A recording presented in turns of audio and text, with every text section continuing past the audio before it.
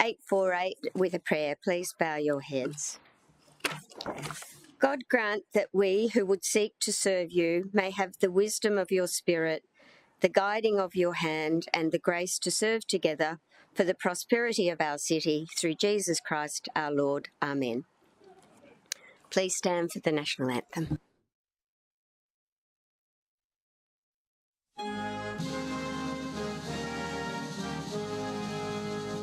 Australians, oh, let us rejoice, for we are one and free.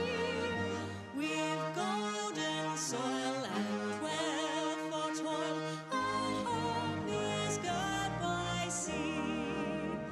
Our land abounds in nature's gifts, all beauty rich and rare. In history's page, let every stage advance Australia fair. In joyful strains that let us sing, advance Australia fair.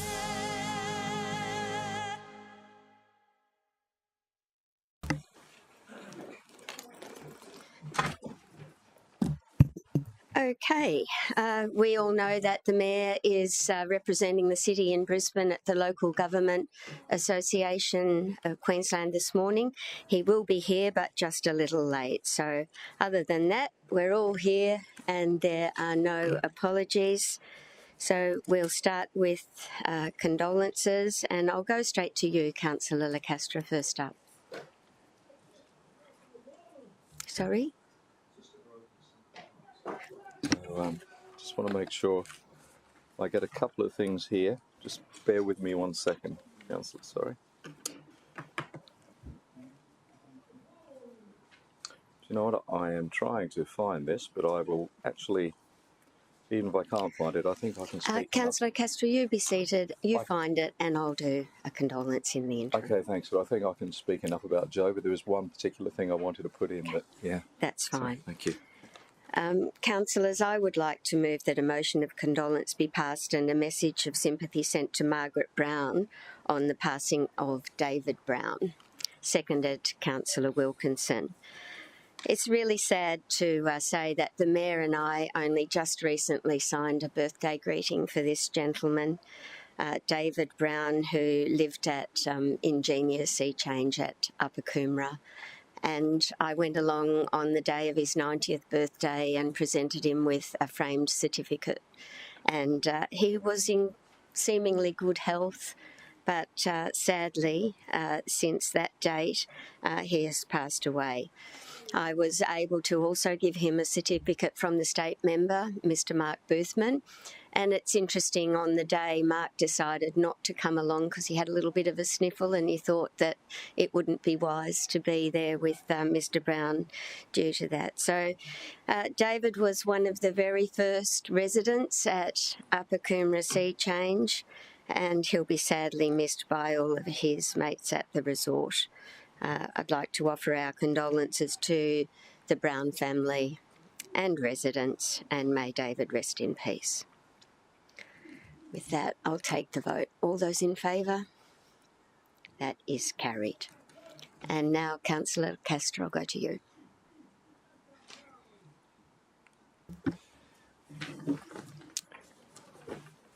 Thank you so much, Madam Chair. And as I say, I think I could speak to Joe quite a bit anyway, but there's just one thing here that I wasn't aware of and I just wanted to find it. But you would remember, I'm sure, and Councillor Young and maybe a few other councillors here, Joe Hance. Joe Hance was an arborist and worked for the city for in excess of 30 years. He only actually retired 2 or 3 years ago, and he was in his 70s then. Sadly, Joe passed on the 10th of September this year. He was born in the United States in 1948. Came to Australia in 1978, and was very much a proud Australian, even though he was a US born. Sorry. Yeah, yeah. And yeah, no, look, he was. Now, Joe was fiercely protective of trees. And anyone who worked when Joe was here, generally you knew what the answer was, no matter what the circumstances. Even if the tree was dead, it was hard to get the tree removed. And Joe would actually dig his heels in further than the roots of the tree. And he absolutely loved the trees, he loved the environment, and he loves his job as an arborist. He also gave a lot of his time to the youth of this city, particularly in the area of sport. And he was a coach for many, many years at the Ashmore Little Athletics. I know that when he was in his younger days, I had a few conversations with him. When he was at university, he was a university champion in the javelin. And but he didn't only teach javelin; he taught a lot of other sports at Little Athletics and gave a lot back. There was one thing here too, though, that I was trying to find, and I still can't find it. He was also a very talented musician, and I'm just trying to find the instruments. I know that he played violin, which absolutely would amaze people. But there were a couple of others, and after all that waiting, as I said, I didn't need this. First time I've looked at it, and I can't find that other instrument, but I just wanted to make sure that I totally did him justice to show how talented he was. But look, he was a multi-instrumentalist, and I have a very, very fond memory of the band, the Waves. We appeared at Blues on Broadbeach for about 7-8 years straight, and one year Joe actually joined the band, and he was a really, really top harmonica player. Boy, could he play that harp. And when you're playing blues, and we did full-on blues, you really need someone who's really good on the harmonica. It totally changes the dynamics, and everything gels with the band. So also I had the pleasure of performing with him on stage. Look, Joe will be sadly missed. He leaves behind his daughter and his 2 granddaughters, and he was he loved trees, he loved the city, he loved his family, and he loved young people and sport and music, and he really was a great servant to this city, and he'll be sadly missed. Thank you, Councillor Thank you. Lacastra. Thank I have you. a seconder, Councillor Peter Young. Okay, would you like your name added to? Yes, please. Thank you, and mine if you don't mind. We'll take the vote. All in favour? That is carried. Are there any other late condolences, councillors? No? Okay, I would now like to move a procedural motion to move the Mayoral Minute. The Mayor has a Mayoral Minute to make today, and it's necessary under the Act for the Mayor to actually present that. So we'll move that, as well as item 16.8, due to time constraints for that presentation. If I can have a seconder, please, to move both of those items to just before general business. Thank you. Seconded, Councillor Patterson. Madam Deputy Mayor, the mayoral report, will that be moved as well? I will be doing the mayoral You'll be, report. okay, sorry. Thank you. Thank you. I'll take the vote. All in favour? That is carried. So, we'll head to the mayoral report. Oh, confirmation of minutes, I'm sorry.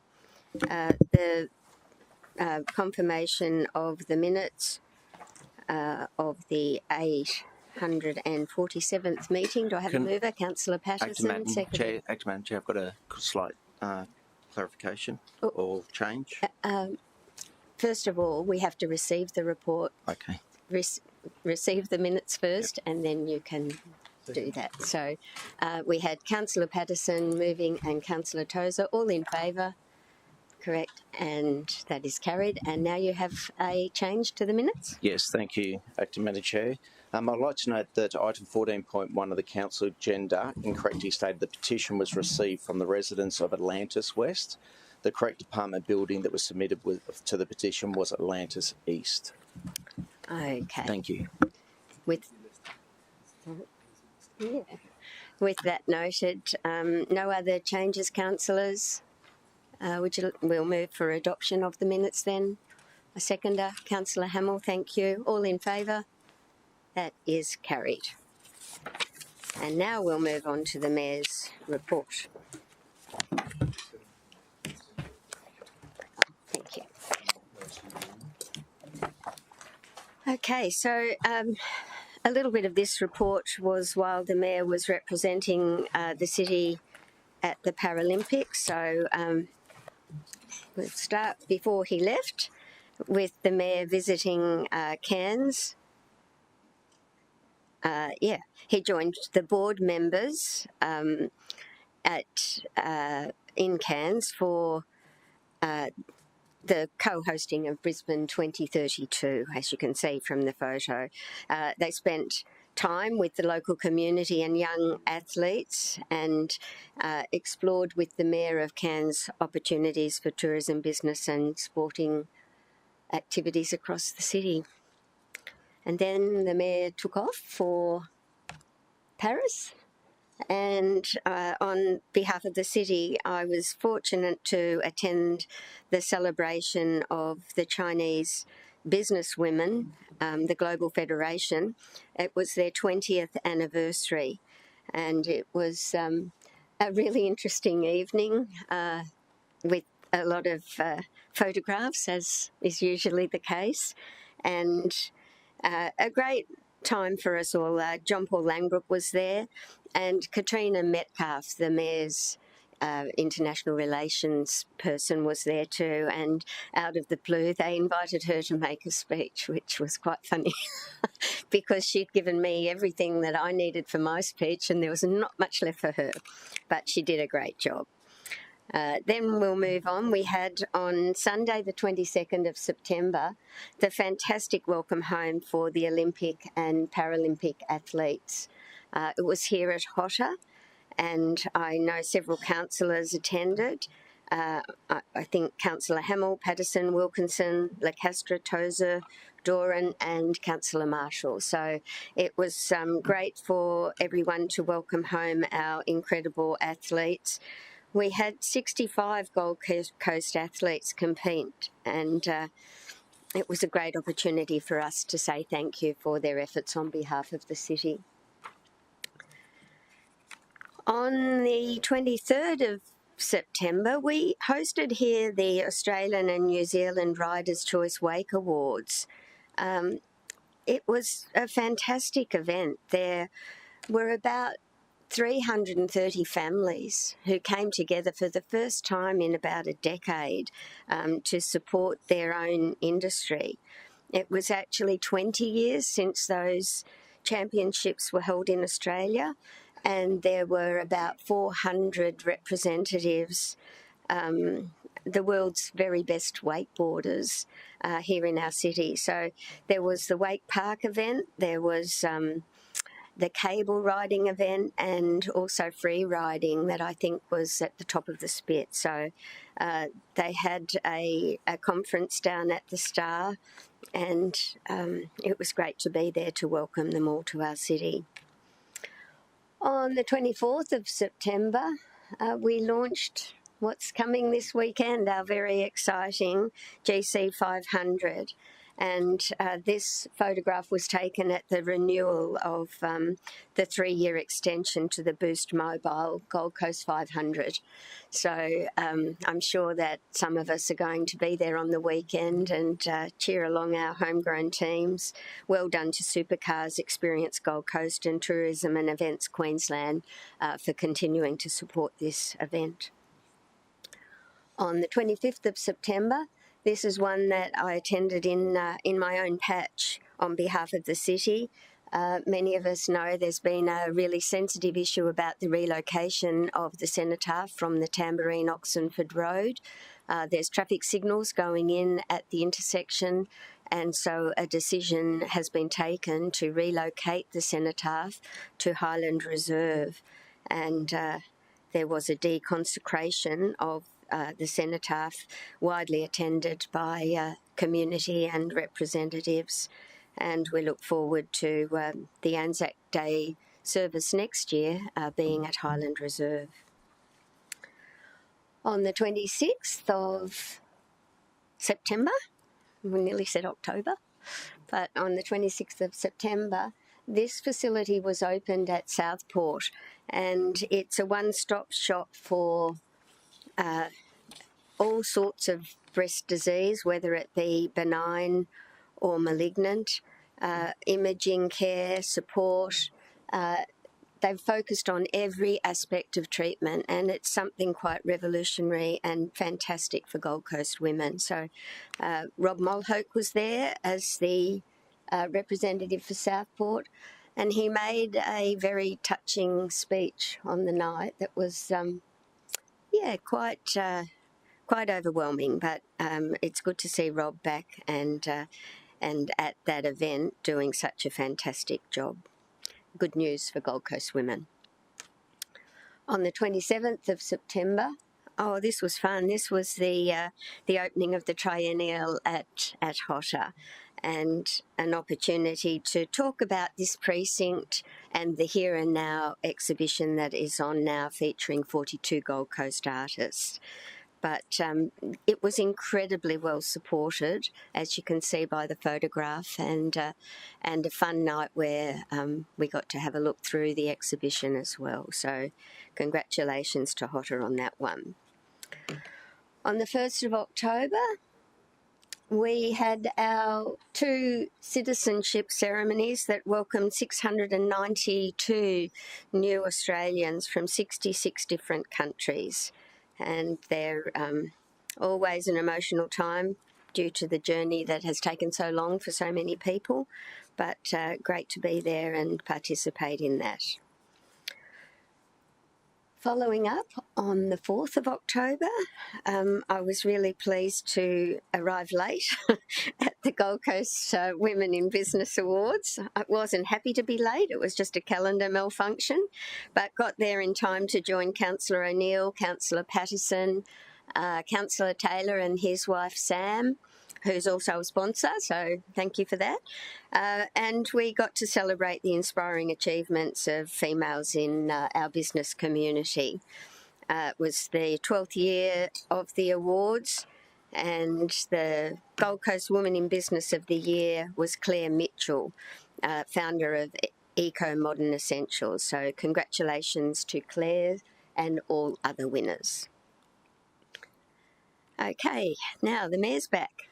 And there you see him with Councillor Fowler at the Paralympian of the Year Awards. Oh my goodness! I took a glance and I thought it was you, Naomi. I do apologise, and to Rebecca. Both good sorts. So the Mayor announced that we have partnered with the Paralympics to hold the RACV Royal Pines Awards at the Royal Pines. So that's the first time that the awards will be held in South East Queensland, and it recognises the role that the city's playing in the Paralympic movement and accessible tourism, which is a very big part of it and something that I know we're all keen to focus on to make our city the most accessible in the world. So that was a great announcement. On the 5th of October, Councillor Patterson, the Mayor, and I attended the Gold Coast Turf Club. They turned the lights on for the first time for the last 2 races. It wasn't quite dark when that occurred, but they look sensational. I think, Councillor Patterson, you'd agree that it was great to finally see those lights installed and activated. And I think the Turf Club has a full meeting coming up on the 20th of December where the lights will be on all night. So another great improvement for that precinct. On the 8th of October, the Mayor opened the annual forum at the Disaster and Emergency Management Centre in Ashmore. So we need to ensure that we're prepared leading into the severe weather season, and obviously thinking about what happened last year and making sure that our residents and agencies and organisations are ready to collaborate and respond to any impacts that we might have. we'd like to encourage everyone to visit the city dashboard to stay informed and to see how you can prepare. So you can find that by just Googling the city site and going to dashboard. On the 9th of October, the Mayor opened the open house, the Gold Coast Open House. It's the 10th annual event and was attended by Dr. Jeanette Young, the Governor of Queensland, and I think Councillor Wilkinson, you were there too. Bless you. And this year, over 25 iconic buildings and heritage sites and private homes across the city were featured. Another event that we look forward to each year. On the 10th of October, Councillor Hamill and Councillor Wilkinson attended with the Mayor the Wildlife for Tomorrow event in aid of Currumbin Wildlife Hospital.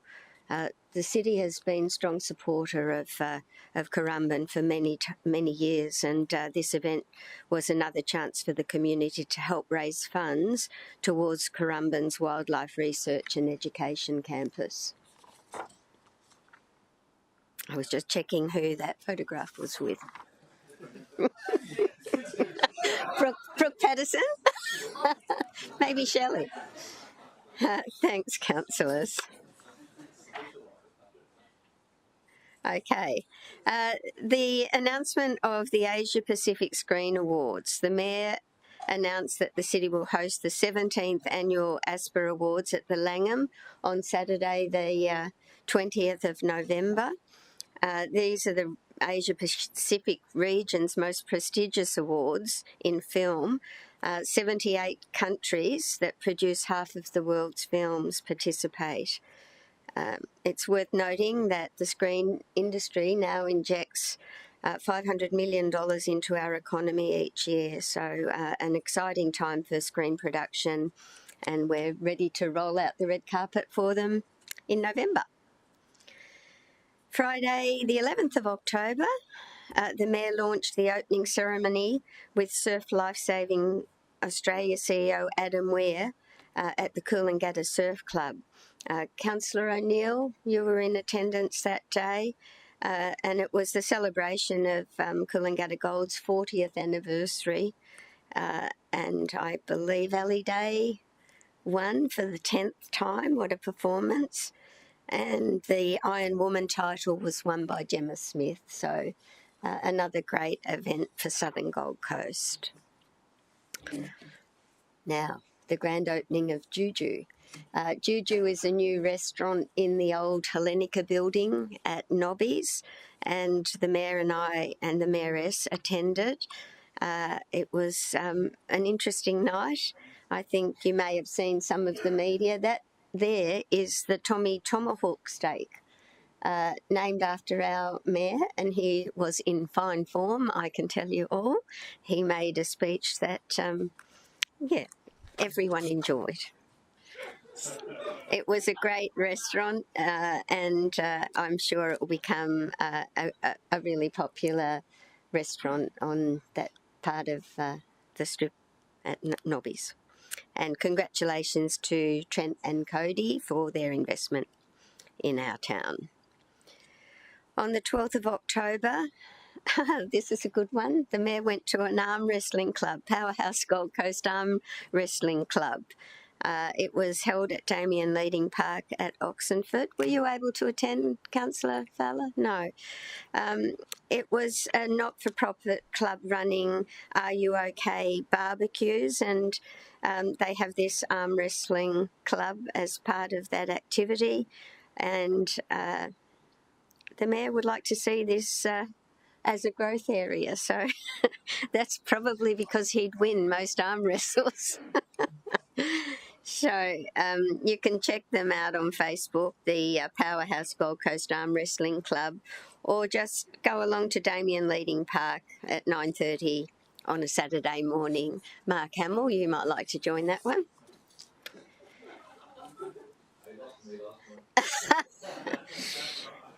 Okay, on the 15th of October, the Mayor's Student Ambassador Leadership Conversation occurred.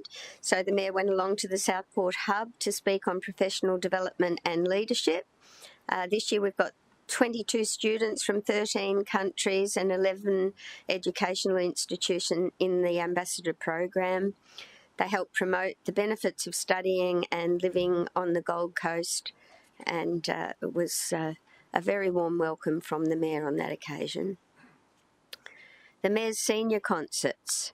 The Mayor did the midday welcome. I did the morning and afternoon welcome. And as always, each of the 3 sessions was sold out with 480 of our seniors attending each session. It was incredibly popular this year. There was circus activities and singing, and everyone said it was the best one ever. So I'd like to thank everyone involved in bringing that to the city, to the seniors concert. The Pink Flamingo was involved and Zerk Fusion. So our thanks to them for participating in what was a really enjoyable day for our seniors, recognising their major contribution to our community, and not just historically, but they still contribute in such a big way, volunteering, in many different areas right across the city. So thanks to our seniors. On the 17th of October, the Mayor officially opened the new purpose-built hospitality campus at Southport Barrington College. He was joined with the General Manager Simon Black. The college has operated in Southport for the last 5 years and has just enjoyed an upgrade to most of their facilities. It's open to domestic and international students who want to achieve a qualification while gaining practical work skills in tourism and hospitality. Friday the 18th of October, 2 more citizenship ceremonies, one at midday and one at 3 p.m, and another 700 odd Australians welcomed, not just as Aussies but Gold Coasters, which is pretty important. On the 19th of October, the Southport Bowls Club celebrated its 110-year anniversary. Councillor Patterson joined the Mayor on that occasion. It is our first and oldest bowls club, and the Mayor has enjoyed a long association with the club. So congratulations to past and present committee members on the time and dedication they've invested in this special part of Gold Coast history. It was a busy day on the 19th. The Mayor then attended the Southport Surf Lifesaving Club Centenary celebration. 400 guests, including life members, past presidents and sponsors, attended on the day. There are about 300 patrolling volunteers and over 300 nippers who train regularly throughout the summer at Southport, and so we'd just like to say what a fantastic milestone and congratulations. On Saturday night was the Ray White Surfers Paradise Charity Ball, and the Mayor and Mayoress attended. That ball is led by Andrew Bell from Ray White Surfers Paradise, and over time has raised $4 million. 31 years that ball has been going, and I understand that Saturday night was the last occasion that they will be holding a ball, and that they have something new and exciting planned for next year. It's probably tricky being the last ball of the year too.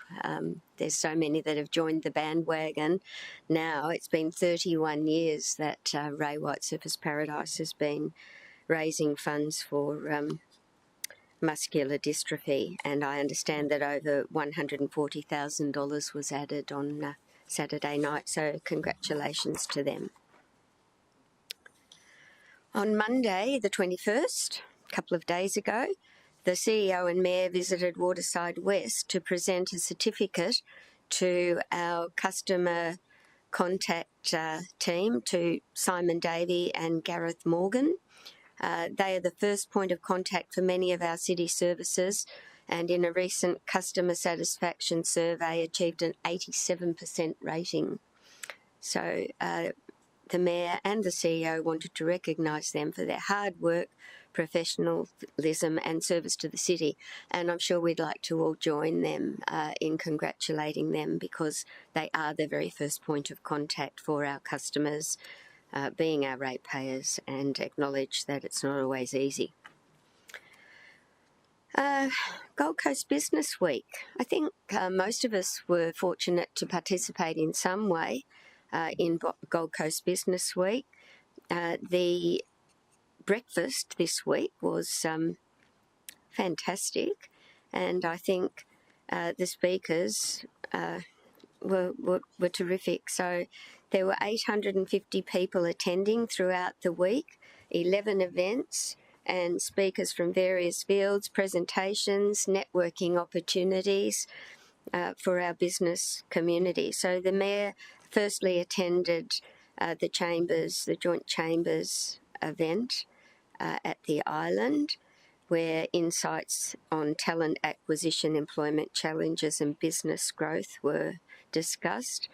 On Thursday, the breakfast, Councillor Hamill, Councillor Fowler, Councillor Wilkinson, Councillor O'Neill, the Mayor of course, and myself attended, and the Mayor highlighted the city's fast-growing economy, and that we're growing at a rate of 17.4%, which is higher than Queensland and Australia. Also that our unemployment rate remains low at 2.8%. I think we'd all say how much we enjoyed listening to Adam Jacobs, the founder of The Iconic. Were you there too, Mr. CEO? It was great. He was terrific. And there were other guest speakers, Sam Canavan and Lauren Hall. So thank you to everyone involved in Business Week, and I'm sure that we'll see a big event again next year with Invest Gold Coast involved. So with that, I move that the Mayor's report be welcomed and noted. Seconded, Councillor Hamill. All in favour? That is carried. That's a good one to get away. Okay, moving on. We don't have any clarifications. We don't have any business arising from the minutes.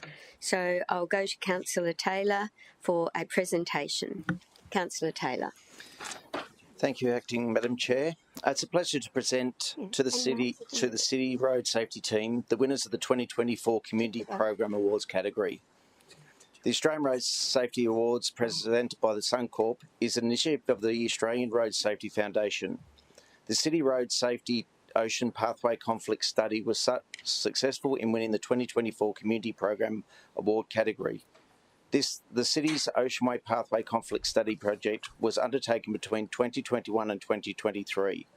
The output of the studies are now resulting in improvement safety and compliance with the road rules on our oceanways. A key finding from the study was a need to place high emphasis on education through social media, pop-up activations and enforcements by our road safety partners. As a result of the study, new wave-shaped centre lines are progressively being rolled out along our length of our oceanways, as well as along the wider inland paths. The regular rotations of pedestrians and cyclists activated signs in our high activation areas is also now a business-as-usual initiative from the study. I would like to congratulate the City Road Safety Team on their ongoing success in this space. I have much pleasure in presenting the team with a trophy as the winner of the 2024 Community Programs Award category. I believe we have Renee and Diva here to present the award. Thank you. Please come forward.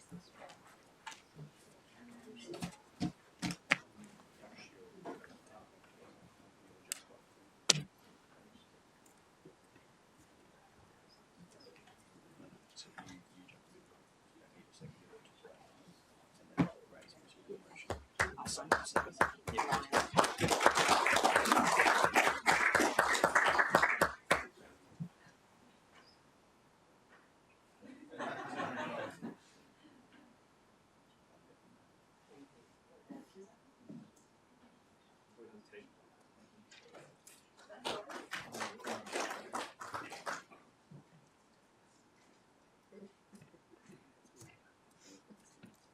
all right. All good. You're just used to having the mayor here, not me. Okay, moving on. Item 10, conflict of interest declarations, and I'll go to Councillor Curtis. Thank you, Madam Deputy Mayor. I have a declarable conflict of interest to raise that during a strategic planning exercise, city officers identified 8 local parks within Division 4 for priority investigation and made a series of recommendations for future upgrades and amenities utilising law funding. One of the 8 parks identified is in front of my principal place of residence, separated by a local road.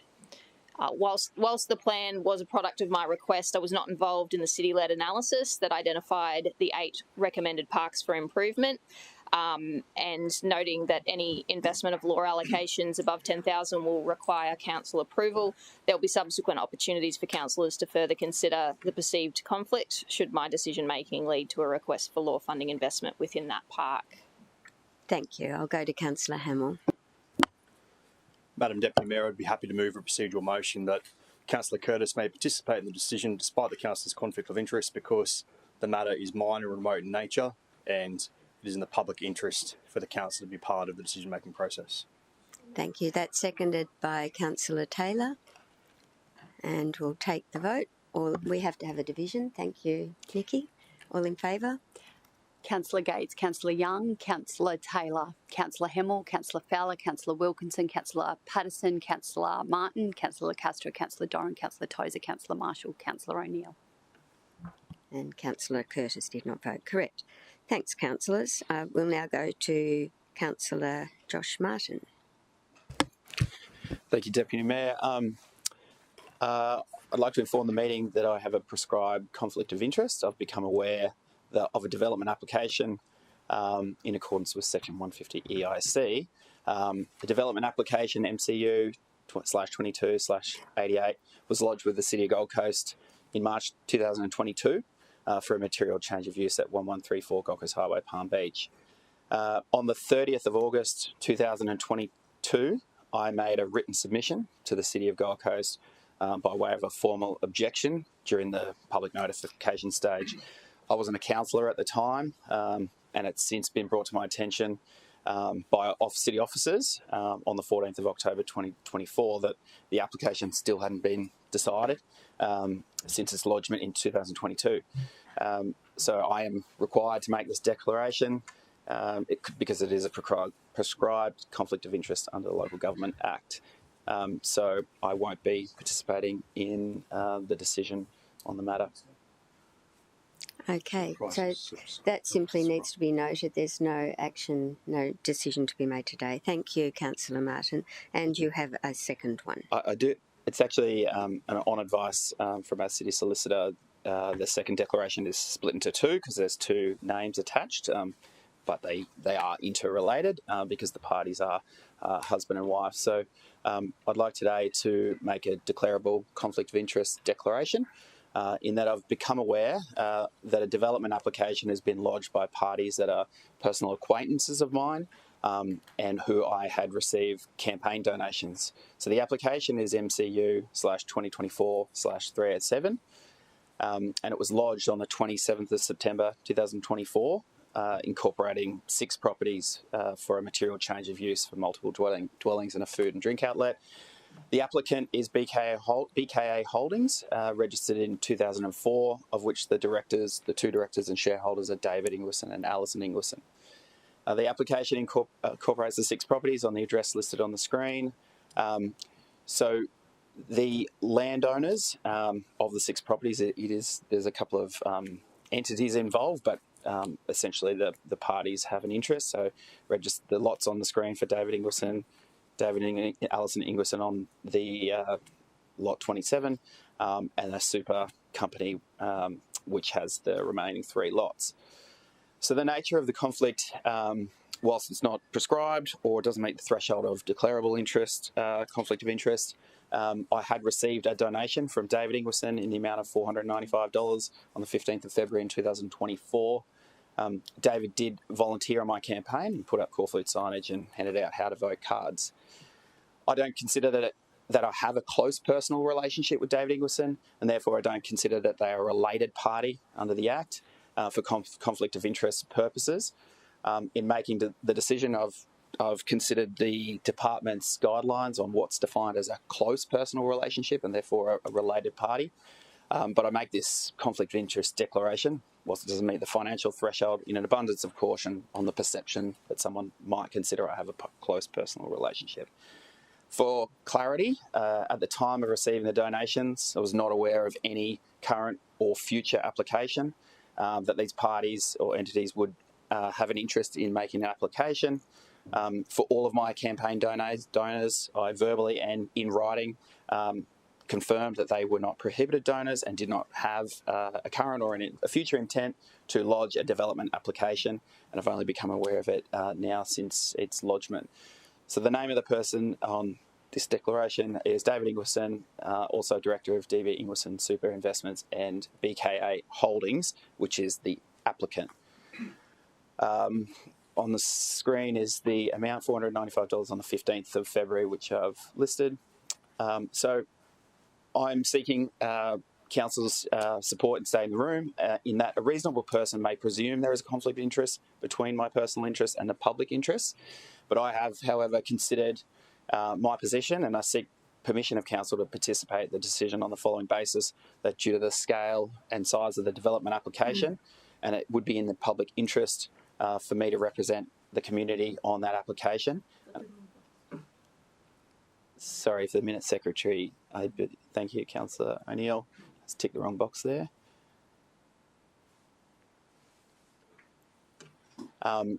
Due to the scale of the development application, which is located in my division, I think it's in the public interest that would benefit from my involvement through my ability to represent the community's views throughout the decision making, and would outweigh any perceived benefit to my personal interests, given both the financial and the related party declaration that I've made.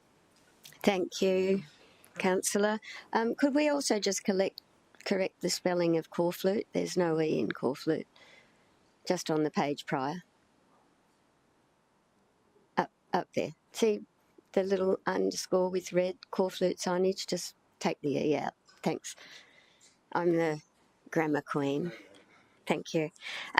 Look, councillors, with regard to this one, I did a bit of work on this because Councillor Martin discussed it with me. Section 150 ES of the Local Government Act allows eligible councillors to impose conditions on a councillor where it is determined they have a declarable conflict of interest. And subsection 4 provides the following example. The eligible councillors may decide that the councillor may participate in a decision about the matter by discussing it at the meeting under subsection 3B1, but may impose the condition that the councillor must leave the place at which the meeting is being held while the matter is voted on.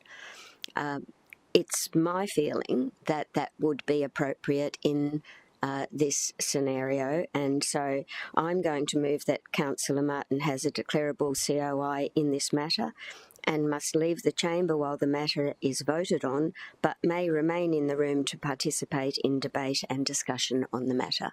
Councillor Hamill? Madam Deputy Mayor, I'm very happy to support that part of it, but I'm wondering if you would consider the parts before the decision around officer briefings and whatnot, if we'd make it clear that the councillor may participate in those briefings as long as there's an officer in attendance with the applicant? Absolutely. I thought where it said may participate in debate and discussion, maybe I'll just take out remain in the room. I'll just say but may participate in debate and discussion on the matter. Yeah, so that will broaden it to sufficiently. Councillor Patterson. Thank you, Madam Chair. I would feel more comfortable supporting this if it was explicit that Councillor Martin wasn't meeting with the applicant in briefings. I don't know whether there's any value to him to do that. There's many applications we see where we're not meeting with the applicant. It just creates that separation for him and probably protects him a bit more.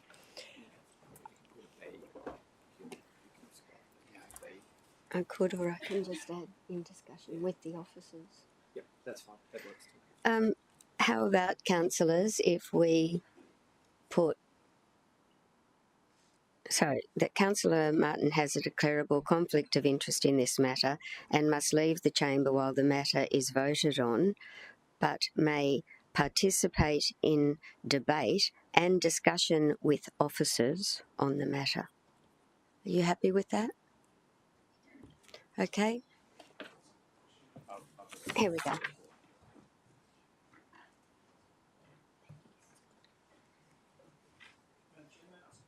Sure. My question is actually in relation to the prescribed interest that was declared earlier, and it relates to the period of time between. So it's a question through you to the city solicitor. But this is about one we've already voted on. We didn't vote on it at all. It was a prescribed declaration. I tried to raise my hand, and you didn't. Wasn't able to grab your attention. Yeah. Okay. So, and it relates to the passage of time between when the submission was made prior to Councillor Martin being a councillor, and now where it's considered a prescribed interest. And I wanted to get some advice from the city solicitor about that, or the general counsel about that, in the context that councillors. Can we just finish this one? Of and course. Then I'll come back sorry, to I thought you. we were in a delay, sorry. Yeah. Are there any other questions about this one? If not, we'll take the vote.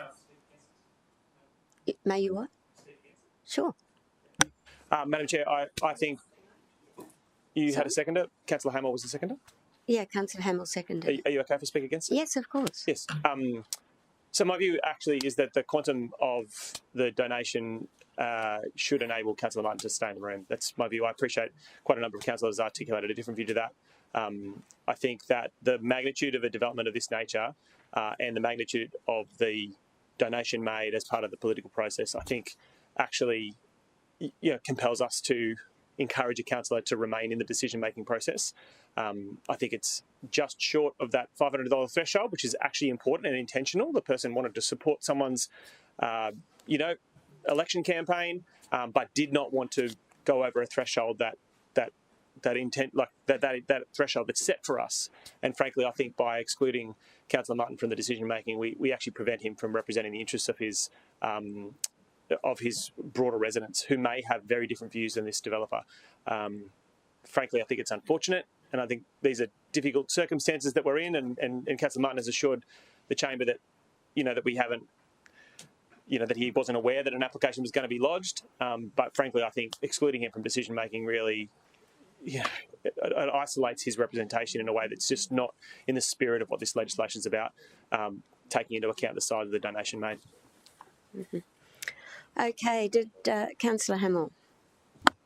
Madam Deputy Mayor, can we just seek clarification? Because my reading of the intent of this is that all we've done is exclude Councillor Martin from the vote. Correct. He actually has every right to participate in officer briefings. He may represent his community and put forward his views to officers. He may participate in debate. He just will not be in the room when we take the final vote. Is that the clarity of what this is? Correct, and he'll be here to answer any questions that any of us have. And I think that it's important that he has that opportunity due to the size of the proposed development. But I think it protects Councillor Martin as well by having him not participate in the vote. Councillor O'Neill.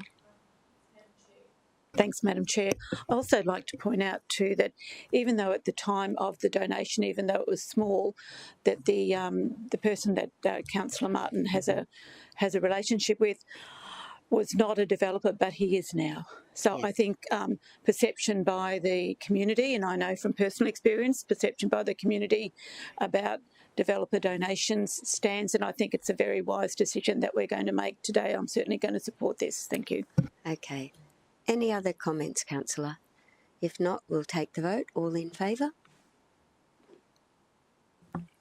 Councillor Gates, Councillor Young, Councillor Taylor, Councillor Curtis, Councillor Hamill, Councillor Fowler, Councillor Wilkinson, Councillor Patterson, Councillor Castro, Councillor Doran, Councillor Marshall, Councillor O'Neill. Against? Councillor Tozer. Thanks, councillors. That's carried. Okay, Councillor Peter Young, go to you.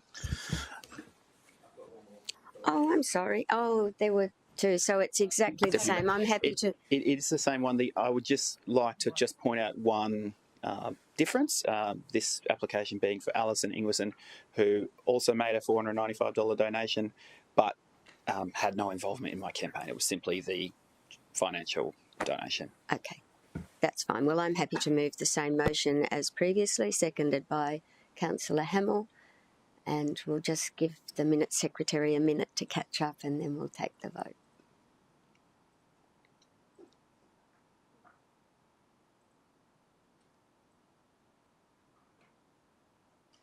Good to go? Okay, all in favour. Councillor Gates, Councillor Young, Councillor Taylor, Councillor Curtis, Councillor Hamill, Councillor Fowler, Councillor Wilkinson, Councillor Patterson, Councillor Castro, Councillor Doran, Councillor Marshall, Councillor O'Neill. Against? Councillor Tozer. Thank you, councillors. Are we right here? I just didn't want to speed ahead without you. You're okay? Good now. Okay. Yes, sure. So my question about the previous prescribed interest actually relates to a councillor changing their view once they become a councillor. So a submission evidently was made in 2022, before Councillor Martin was a councillor. At that time, Councillor Martin obviously had a view because he put it in writing. But as councillors, we're able to access new information about applications. We're able to seek different amounts of advice, and particularly over a period of 2 years, it's reasonable to perceive that a councillor may, or a person may, change their view having been provided more information. My question to you is twofold. Firstly, could you help us understand how it would be defined as a prescribed interest if new information was made available to the councillor that enabled them to change their view? And partly, is there a mechanism by which a councillor, I haven't ever made a submission on a development application, but if I were to, is there a way I could withdraw that, or if I had become more open-minded than I was at the time of writing a letter, what mechanism could I engage in order to participate in decision-making were I wanting to? Through the Chair, Madam Acting Mayor, the provisions of the legislation dealing with prescribed conflicts of interest where a councillor has made a submission don't distinguish between the time frame when the submission is made or whether you change your mind later, because at the moment in time when you made the decision you had a certain perception of the development application. I'll just go to the wording of the legislation so you can be absolutely clear. It is a prescribed conflict of interest if the councillor makes or has made a written submission to the local government in relation to the application before it is decided.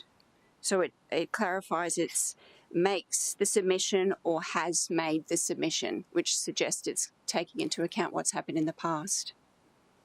And follow up with a question. And the legislation doesn't provide any time threshold at all. So if I make a submission today and an application or a matter where perhaps I make a submission under is it only a development application, or is it a submission of advocacy, so a letter that's written one day in relation to a matter council might be deciding, or is it specifically for development applications? Through the Chair again, Madam Acting Mayor, it is broader than just a development application and uses the words the grant of a licence, permit, registration or approval or consideration of another matter under a local government act. So it's quite broad. It's explicit. Wow. So this will be a matter for another day and probably need some advice about it. But if a councillor writes a letter to a minister about a road or about a funding situation, and new information between that passage of time changes, we effectively are precluded from decision making. Maybe just on notice. I'm going to go to the CEO. Maybe just on notice, we could get some further advice about this, because it's actually quite profoundly important. Through you, Deputy Mayor, I'm happy to provide councillors with some offline advice between now and the next meeting, and we can provide some details with some practical examples as well. Yeah, Madam Chair, in a period of 12 years, I've written countless letters to people that would articulate advocacy for a particular outcome, and there's definitely been examples where I voted in favour of, for instance, a cruise ship terminal process, and then reversed my view later the idea that that sort of situation would preclude me from later decision making had I made an advocacy statement in writing prior, I think is problematic on many levels, and that advice would be very important for all of us in the room. Thanks, Councillor Tozer. CEO will provide that. Councillor Young, I'll go to you now. Thanks. Good morning, Madam Deputy Mayor and councillors. So I've got two declarable conflicts of interest to raise this morning. Both relate to the discretionary grants program 24-25, and as we all know, we've sought submissions from community groups and likewise in our areas, and under the provisions of the legislation, we're distributing a certain amount of funds to the groups. So I've got two, as I said. The first involves the Nerang Community Association, who obviously advocate for their community and run a couple of buildings in Nerang, which were part of the open house that you made mention of. I'm a personal friend of three members of the committee, Mr. Derek Ogden, who's the president of the Community Association, his wife, Mrs. Lynn Ogden, who's the secretary, and I'm also a personal friend of Mr. Peter Cardona, who's a member of the committee of the association. They, along with 22 other groups, have sought an application for a discretionary grant, which is specifically for them to run the Visitor Information Centre and Heritage Project in Nerang. I'm seeking permission to participate, make a decision about the matter because, as I said, there are 22 discretionary grant applications and I seek to apply a broad and comprehensive viewpoint and decision about each of them rather than dealing with them all in isolation. I'm therefore requesting councillors' consent to participate in that decision. Thank you. Thanks, Councillor Young. Have anyone? Councillor Fowler? Thank you, Madam Chair. I would like to support Councillor Young because I believe the matter is minor and remote in nature and in the public interest for Councillor Young to participate in the decision for his community. Thank you. Do I have a seconder? Councillor Taylor? Okay, we'll take the vote. All in favour? Councillor Gates, Councillor Taylor, Councillor Curtis, Councillor Hemmel, Councillor Fowler, Councillor Wilkinson, Councillor Patterson, Councillor Martin, Councillor Castro, Councillor Doran, Councillor Tozer, Councillor Marshall, Councillor O'Neill. And we've got Councillor Young did not vote. Thank you. Next one. Thanks, Madam Deputy Mayor. The second declarable conflict of interest is in regard to the Queensland Wildlife Preservation Society, Gold Coast Hinterland Branch. I'm a personal friend of a member of the executive committee, being Mrs. Sally Spain, who is probably known to some of you. She's the voluntary president of WWEC. They've made an application along with 22 organisations for a discretionary grant. I think this is specifically for just some office expenses, and I'm seeking permission to participate in making a decision about the matter for the reasons that I raised before. That is, I seek to apply a broad and comprehensive viewpoint in the decision-making process. Thank you, mate. Thank you, Councillor Young. Councillor Fowler, you happy to go again? Yeah, happy to move on the same basis Thank as you. before. Seconded, Councillor Taylor. Anyone else wish to ask a question or comment? No? In that, we'll take the vote. Thank you. All in favour? Councillor Gates, Councillor Taylor, Councillor Curtis, Councillor Hemmel, Councillor Fowler, Councillor Wilkinson, Councillor Patterson, Councillor Martin, Councillor Castro, Councillor Doran, Councillor Tozer, Councillor Marshall, Councillor O'Neill. That is carried. Thank you very much. So we're moving on now to reception and consideration of committee minutes. And with that, I'll go to Councillor Hamill. Madam Deputy Mayor, I move that the minutes of the 848th Planning and Regulation Committee meeting held on Tuesday the 8th of October 2024, covered by recommendations 1 to 8, be received. Seconded, Councillor Doran. All in favour? Thank you. Any changes, councillors? Madam Deputy Mayor, I move that all recommendations be adopted. Thank you. Seconded, Councillor Doran. All in favour? Flying. Thank you.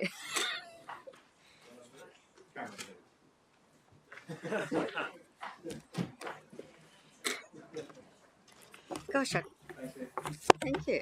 I think it's governance next, isn't it? Okay, Councillor Patterson, governance, administration and finance. Thank you, Madam Chair. I move that the minutes of the 848 Governance, Administration and Finance Committee meeting held on Tuesday, 8th of October 2024, covered by recommendations 1 to 9, be received. Thank you. Seconded. Councillor Martin. Any items? No? All in favour? That is carried. Hey? Yeah. Any items, councillors? No items? Would you like to move for adoption? I move that all the recommendations be adopted. All in favour? That is carried.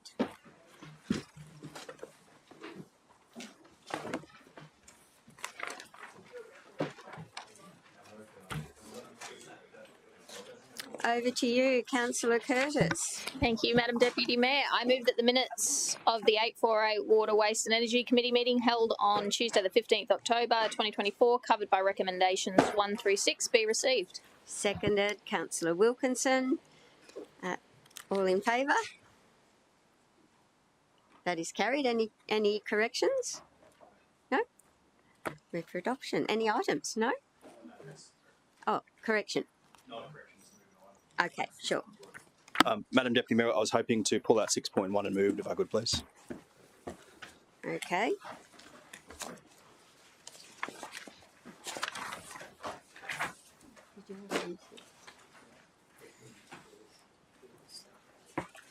Oh, okay.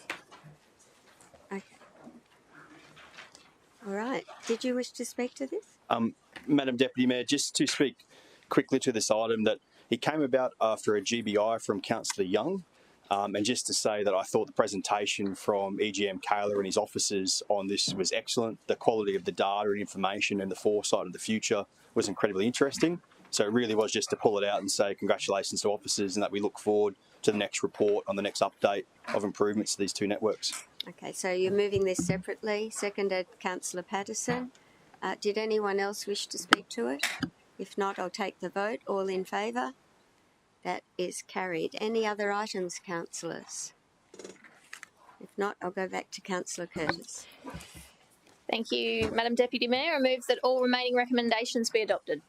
Seconded, Councillor Wilkinson. All in favour? That is carried. We're flying. You're here for the next one. Yeah.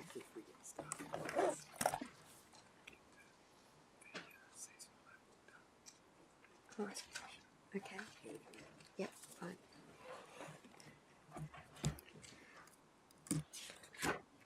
Okay, I'll go to Councillor Taylor.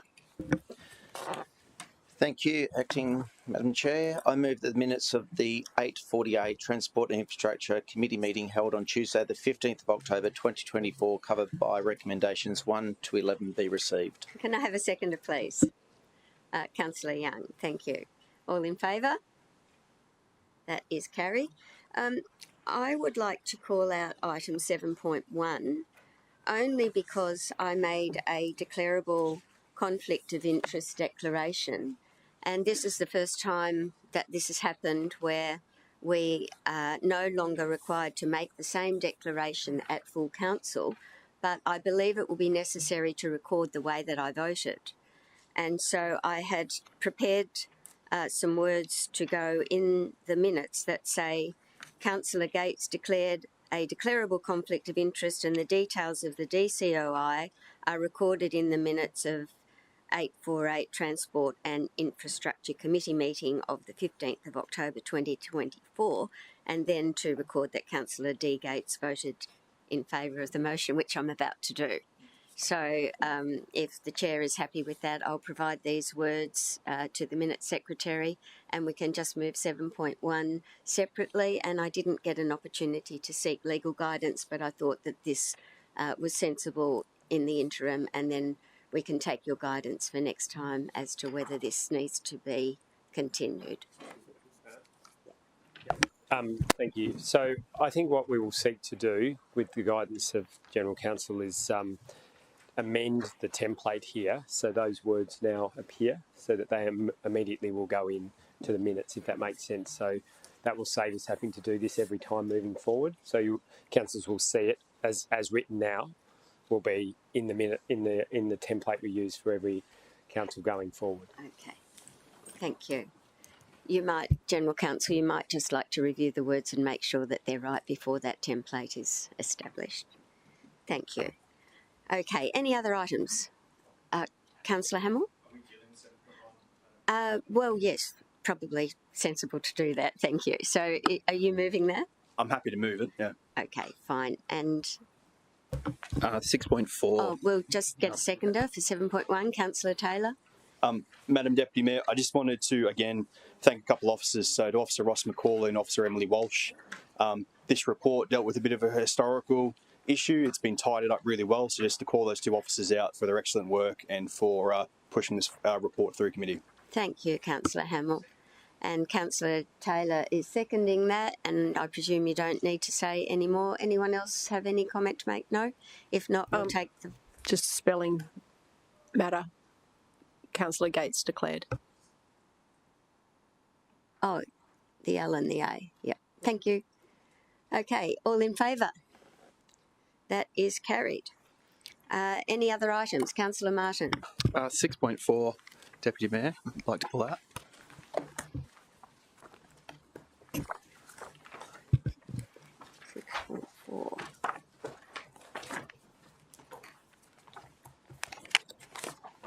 Okay. I don't have any questions. I'd just like to speak against.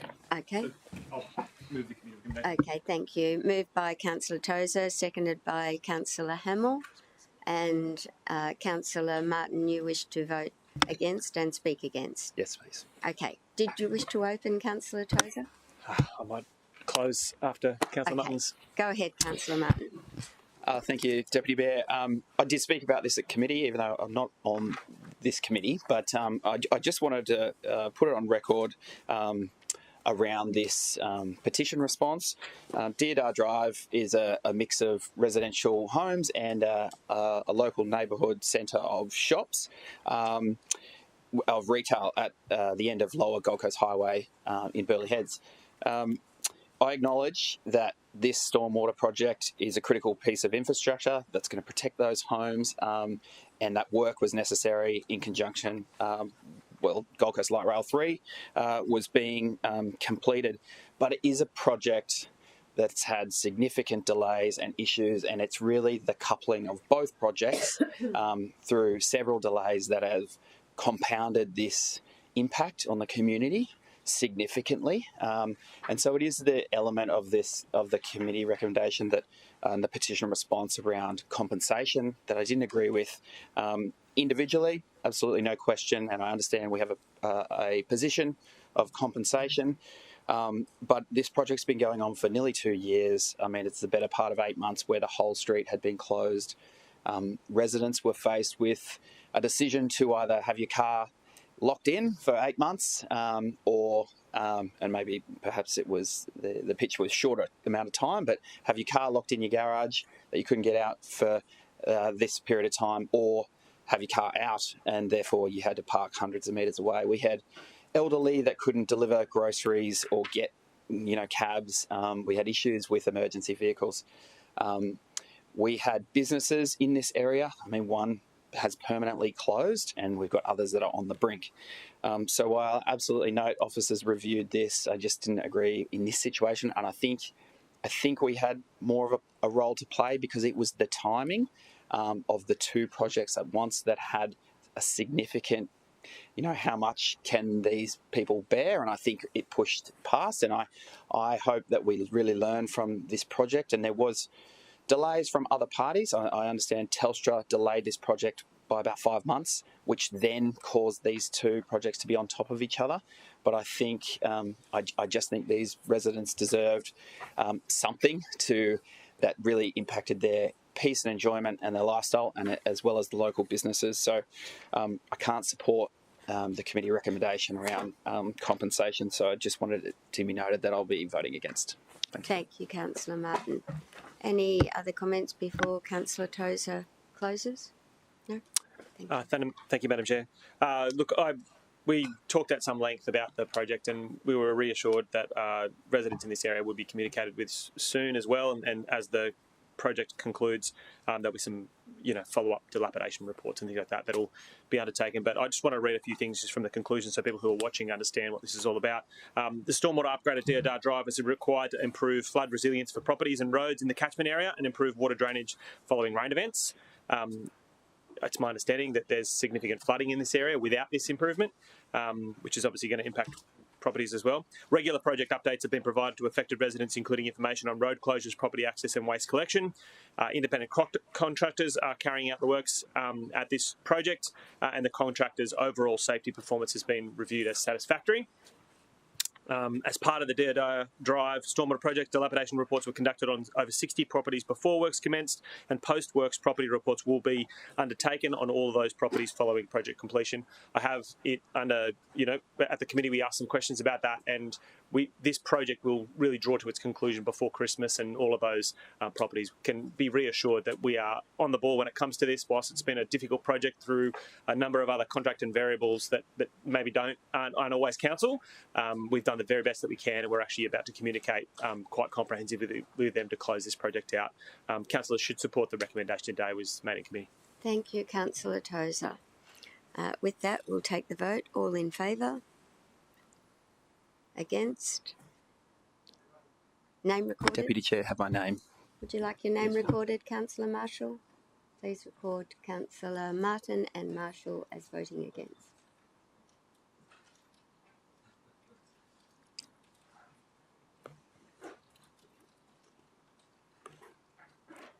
Any other items, councillors? Oh, Councillor Hamill.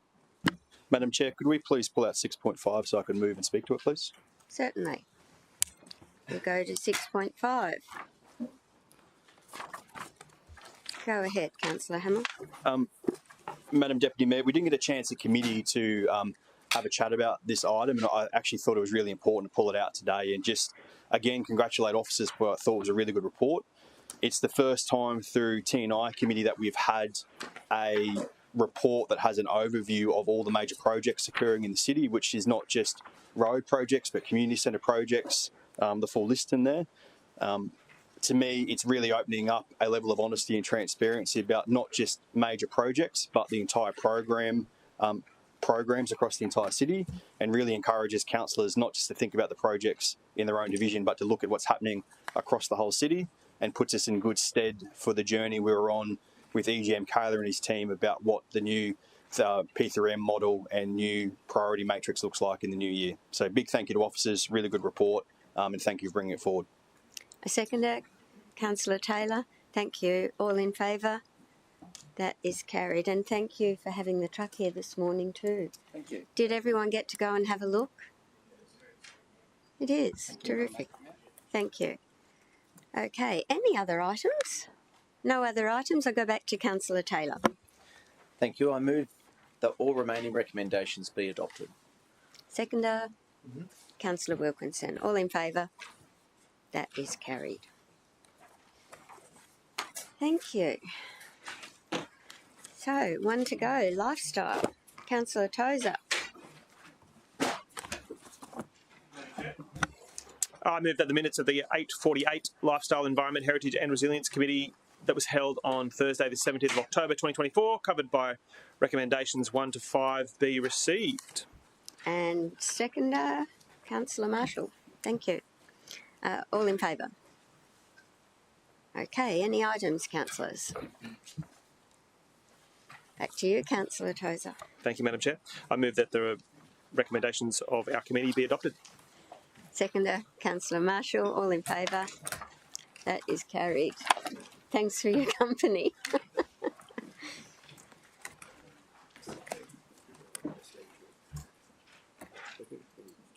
Yeah, we just keep going with petitions.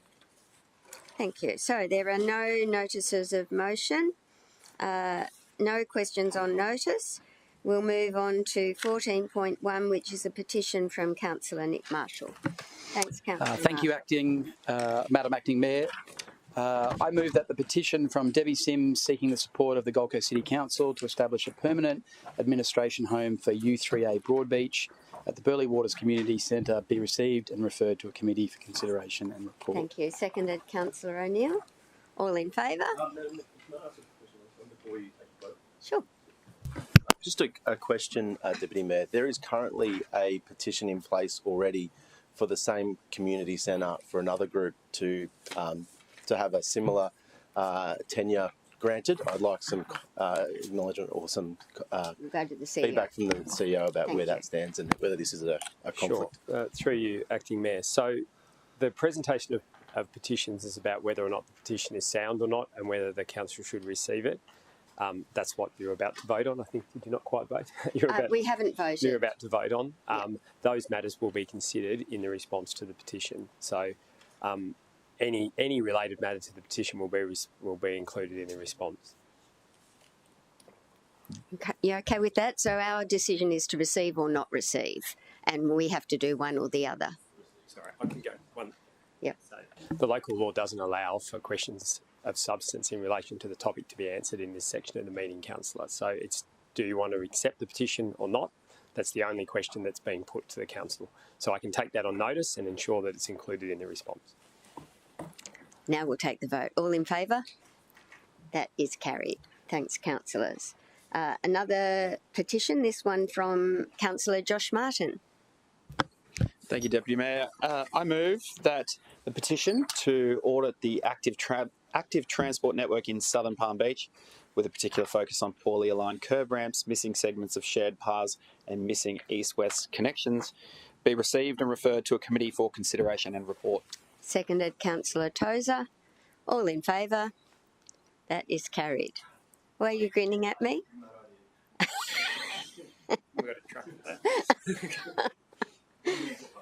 That's very funny. Thank you. Okay, Councillor Patterson, petition.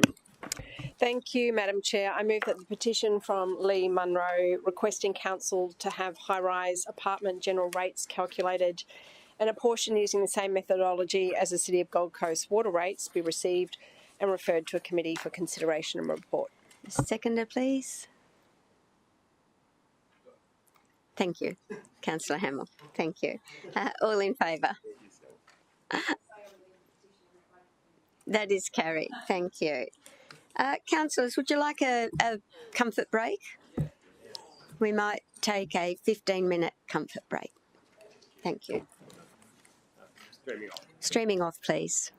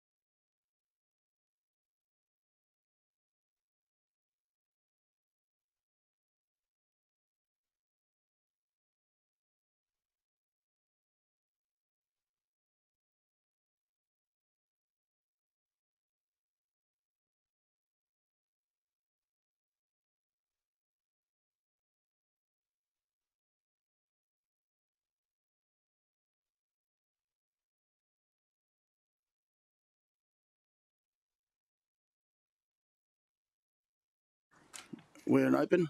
Yeah. Hello, viewers. Hello, world. All right. Okay. So we'll deal with Mayoral Minute, councillors. I really don't want to read right through all the preamble. I'm assuming that you've read it, and I'll move the motion first, and then I'll speak on it a bit, right? Councillors, I move that that council notes the information provided in this Mayoral Minute and confirms that it values all currently in place sister city and friendship city agreements.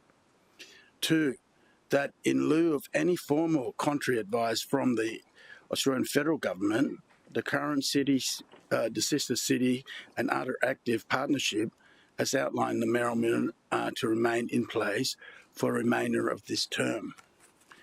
Primary councillors, we value our friendship throughout the world, and we do share technology, and the world is unstable. This is when we really need to remain consistent, and we've never cancelled a friendship agreement or sister agreement. So for those who wants to play politics and keep wanting to put petition in, I just want to send a clear signal that don't waste your time. After this, I'll go and get a legal advice that should we vote in the positive for this, I'll get legal advice to go, these are the petition that comes in for us to cut off another, a repeat, cut off another sister city agreement. It may not even get onto the agenda, so that we can keep going. Okay, Councillor Tozer. Thank you, Mr. Mayor. The resolution that you've read out doesn't describe this, but in the instance that one of the sister cities that we're partnership with initiate a termination from their end, is there anything in this that prevents us from taking action on that? I mean, I would hate to think, I don't want to stop that from occurring, but it's not. I'll bring it to council. If that happens, it'll just come back to council and we'll consider it.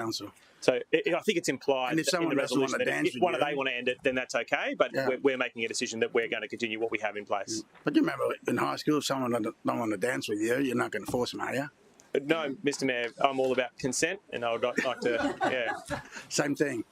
Councillors, I put the motion to you. All in favour, show of hands. Against? Motion carried. I'll call division. All in favour, show of hands. Mayor Tate, Councillor Taylor, Councillor Curtis, Councillor Hemmel, Councillor Fowler, Councillor Gates, Councillor Wilkinson, Councillor Patterson, Councillor Martin, Councillor Lacastra, Councillor Doran, Councillor Tozer, Councillor Marshall, Councillor O'Neill. Against? Councillor Young. Carried, supermajority. Okay. General business, Mr. CEO, we're going to 15.1, presentation of control entity financial statement. Who's doing this one? You are, Mr. Mayor. You're required under the Local Government. Oh, I'm required under the Local Government Act. Okay. Very good. So where's the motion? On the screen.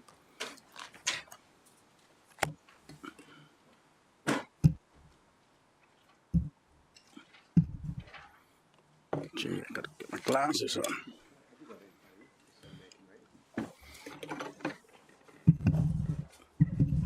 Okay, I got it. Got it? Yes, councillors.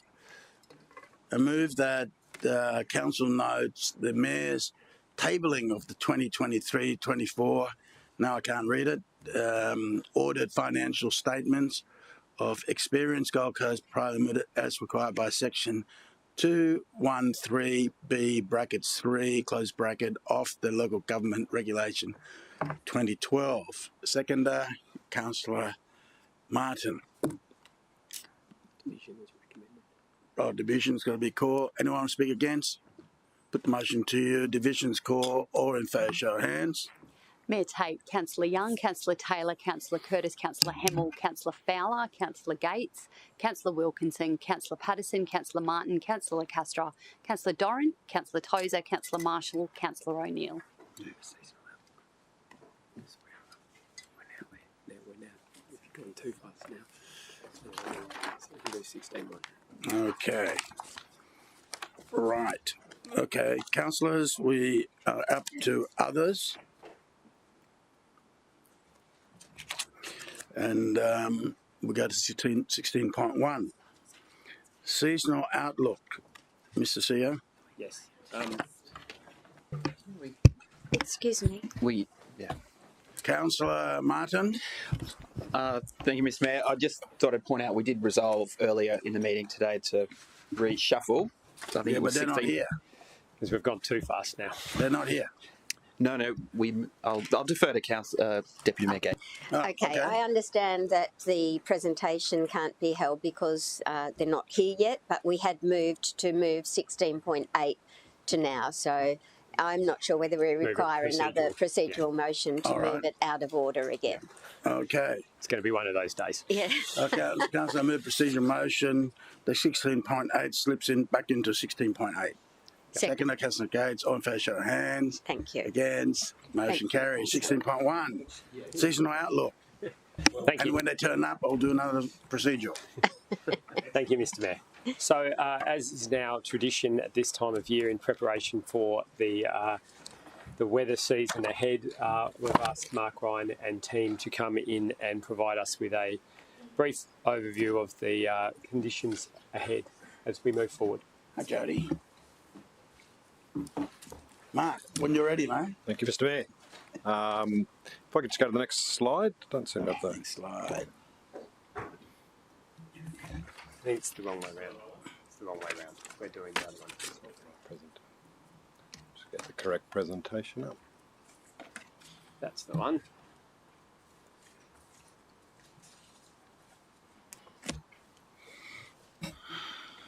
Fantastic. Thank you, Mr. Mayor. Thank you, councillors, for the opportunity. In preparing for this year's seasonal forecast, I reviewed last ones, and I recall in September we talked about a few less storms, but them being far more significant. So last year's longer-term forecast seemed to come for fruition. So the indicators this year are those that are in yellow with sideward arrows are neutral, and orange are tending potentially up, and red is the data is indicating that we're moving in an upward trend. So from a seasonal outlook, we're not looking at El Nino or La Nina. If anything, it is leaning more towards wet than dry. But the features that we might see, particularly before Christmas, is above average temperatures, particularly at night as well. So we're not going to potentially see them dropping overnight. We'll see that leading up until probably the end of December, and then it coming back to an average summer. But the potential high levels of humidity may end up exacerbating our heat wave outlook. From a rainfall outlook, we're looking at average rainfall for the first half of spring, slightly above average second half of spring, and slightly to the above average during summer. So something that's not nothing of significance in that forecast. But again, we will see our typical normal seasonal summer storms, which can create those localised downfalls, as we saw a couple of weeks ago on that Wednesday. So from I guess a headline position, above average maximum likely during spring and summer. From a rainfall perspective, average rainfall, then slightly above after Christmas. Thunderstorm, potentially slightly higher number of storms, though the average intensity may be slightly weaker.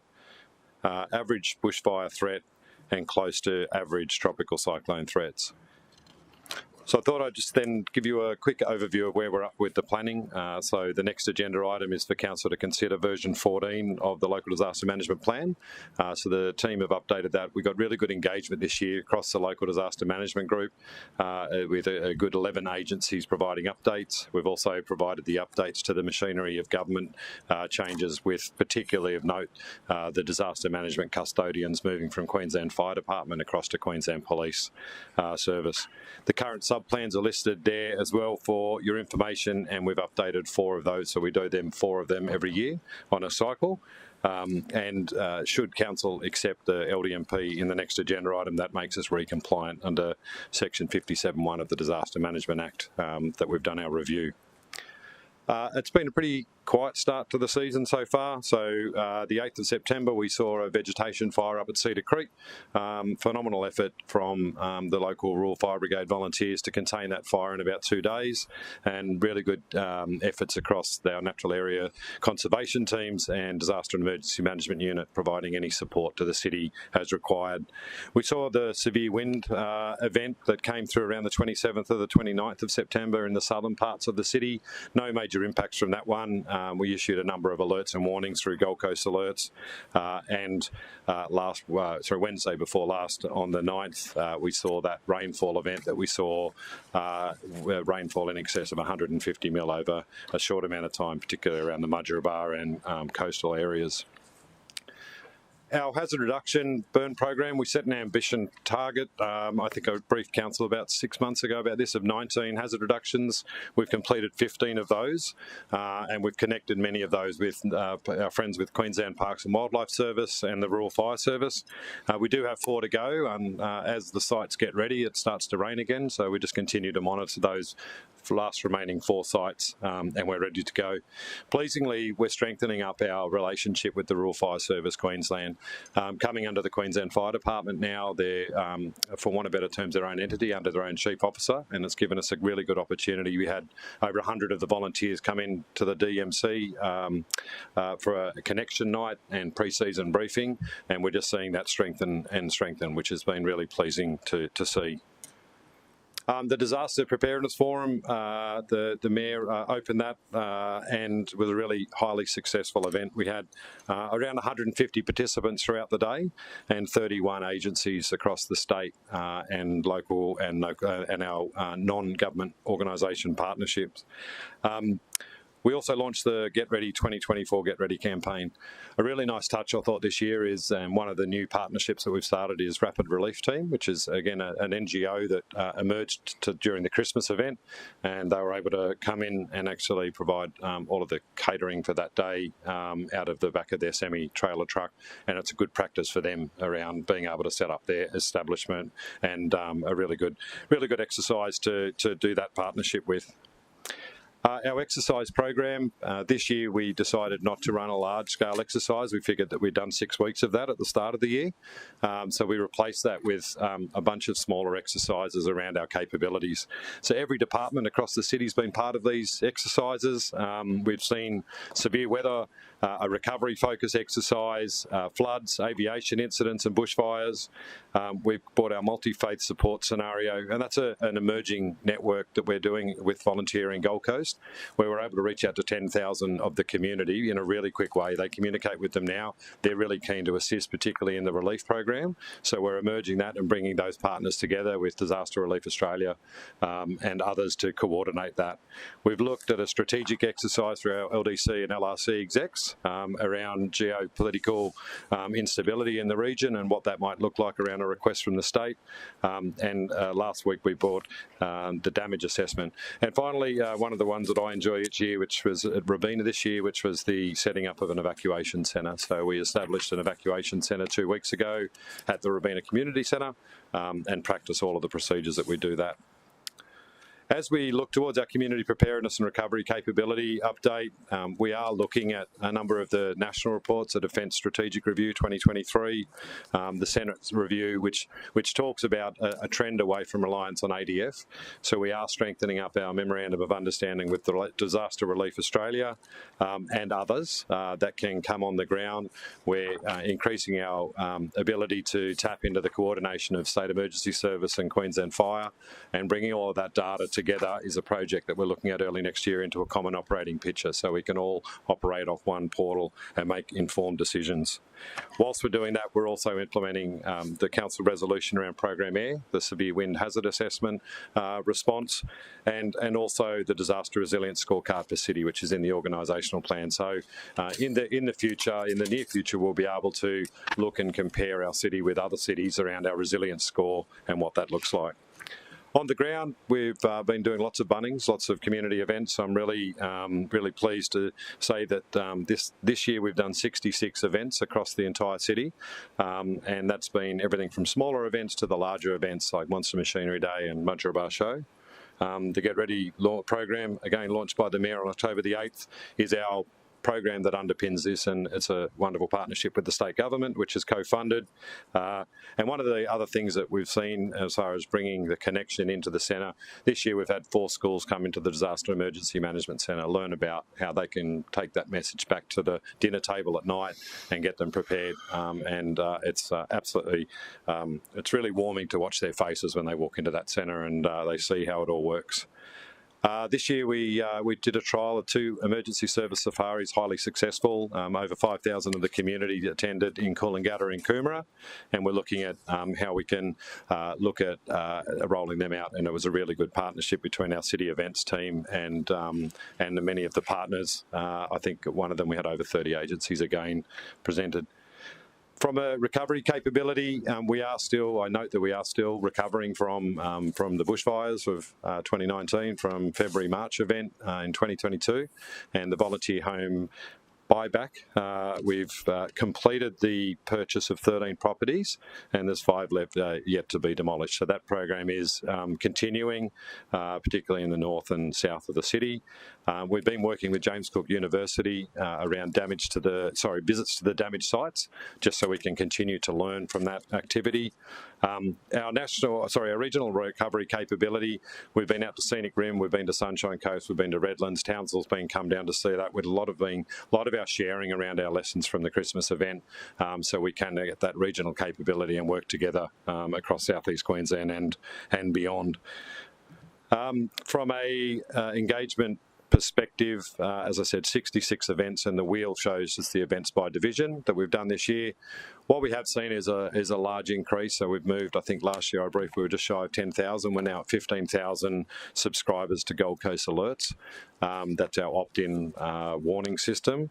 We anticipate that to go up and continue to go up as we start implementing the Floodcast project, which we'll brief next year around. But what that'll do is automated warnings around the city, where what is now a manual process, it will actually automate flood warnings, particularly in some of our higher risk catchments. So that's an exciting initiative that's coming now. I guess how can you help us? Continue to help us, I should say, because you do a great deal for us, is sharing the city social media during events. And one of the learnings from Christmas is the implementation of a liaison model for councillors into the LDCC. We're working on building that up at the moment. Promoting the community to sign up through Gold Coast Alerts. If you need any content for your newsletters, please reach out. We're more than happy to give you specific to your division, anything that's going on, any risks, etc. Yeah, let us know what events that are most beneficial, so we can put those resources on what's best. So with that, I'm just going to pass to Luke, who's going to give an update on the Christmas recovery. Thank you, Luke. Morning, Mr Mayor, councillors. Noting that significant disaster event that we experienced over the Christmas and New Year period, the status of our disaster recovery plan, and I guess more importantly, how our community are actually recovering, has a massive impact both in terms of our preparedness as well as our resilience moving forward. So the following component really just attempts to provide a quick update in terms of both the recovery plan and also just a quick heads up on some of the recovery arrangements that we're currently looking at. As a result of a combination of conducting some community consultation as well as a number of after-action reviews following the event, that's acted as a catalyst for our local recovery group, which is multi-agency. We've actually got over 60 different organisations represented on our local recovery group to look at what do we want to achieve for the next 12 to 24 months. And that is really to pick up on some of the opportunities that we found from the recovery so far, noting it's still in progress, from this most recent event. What we're really looking to achieve, you can really see in that end state, we want to have that, maintain that high readiness for recovery operations, and that's with knowledge that recovery goes for an extended period of time, sometimes years, depending on that particular event. Additionally, we want to have contextualised world best practice. We'd like to think that our recovery arrangements are pretty good in Queensland, but we want to continue to find what is best practice from a world point of view, make sure that's contextualised specific to the Gold Coast and implement those so we can get the best outcomes for the community if they are impacted from future disaster events. We want to make sure that our recovery is really integrated with both response as well as resilience. We need that seamless transition from our response into recovery, obviously with that relief component in the middle there, as well as we want to build that capacity to deal with any future events, and we need to be responsive to community needs. What you can see on the left-hand side, the response arrangement, fundamental inputs to capability, those are the activities that we're intending to conduct over the next 12 months. These are our disaster recovery arrangements. That particularly complex diagram articulates our state recovery arrangements, and really what I wanted to demonstrate is that we have, through our local recovery group to our local disaster management group, the ability to tap into both district and state recovery functional groups to enable to get what we need for our community and to really input into those state recovery plans if required.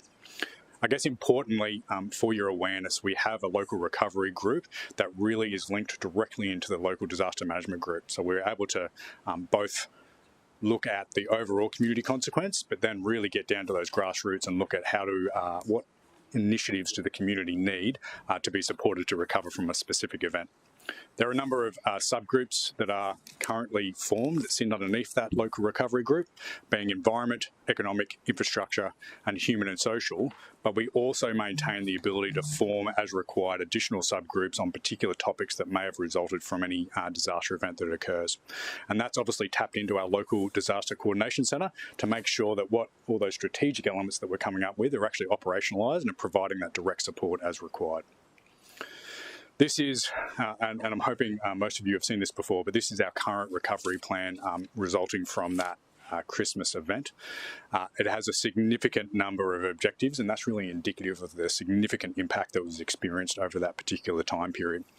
We've got a number of lines of recovery, as you can see there, and they really form around those subgroups. So we've got a human and social, environment, infrastructure, and economic, but we really wanted to make sure that we're looking forward and looking at trying to continue to build and support our community's resilience for any future disaster events. And that's why we specifically have a resilience line of effort to make sure that we're really looking at that and that we have long-term projects that are community-focused and support that resilience moving forward.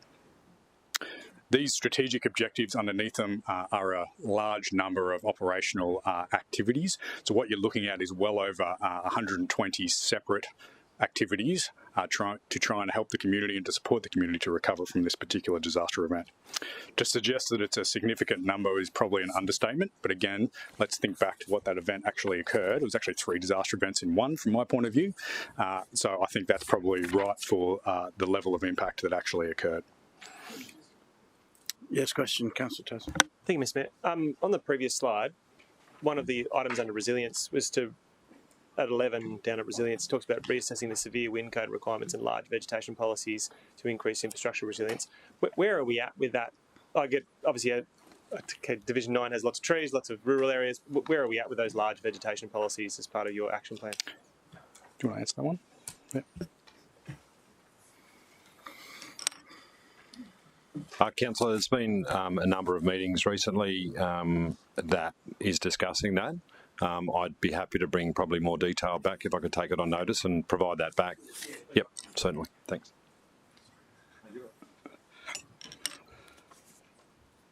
In terms of that recovery plan, its current status is divided up into early, medium and long-term objectives, as you saw. Currently, we are 100% complete on all those early recovery objectives. That's 71 separate actions, being the 27 objectives, 100% implementation.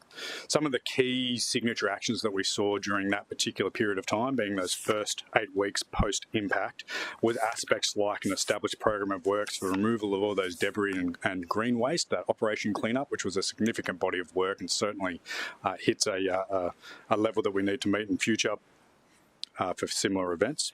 From an infrastructure period, looking at restoring parks, sporting, recreation and community infrastructure, and from an economic point of view, providing grant funding to support businesses to recover from their specific impacts.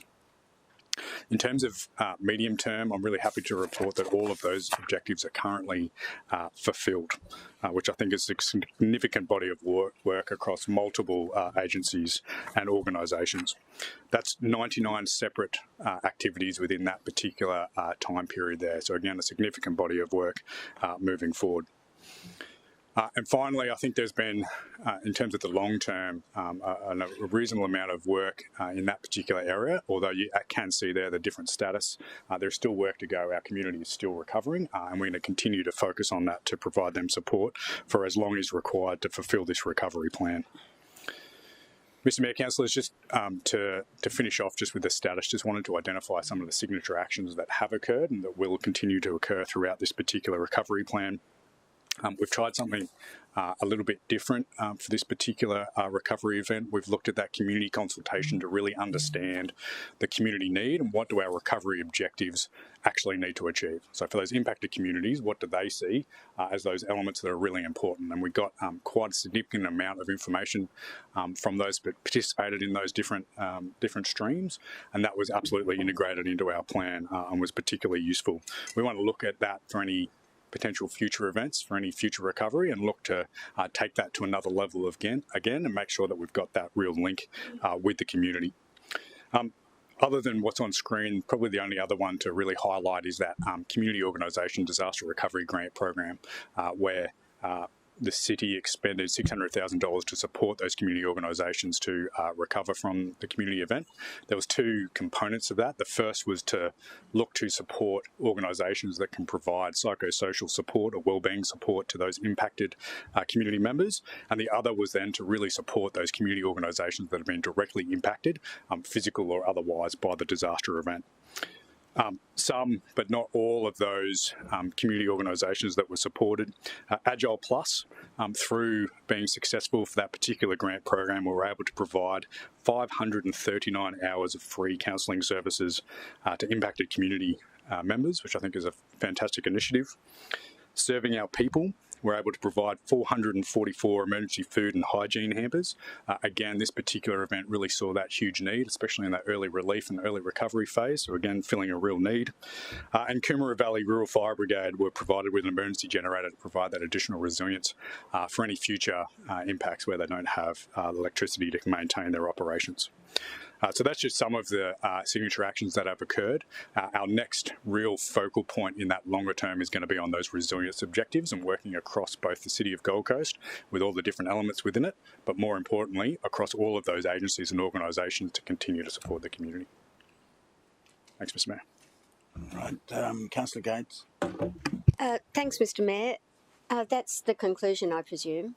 I don't want to interrupt, but I did want to have the opportunity of just saying how fantastic this team is, Mark and Luke, and how they led us through that extraordinary event last year. And Mr Mayor, you and I spent much of January at the centre, and I wanted to highlight to other councillors just how much improved the situation is for our city since your focus on not only disaster management but resilience and recovery.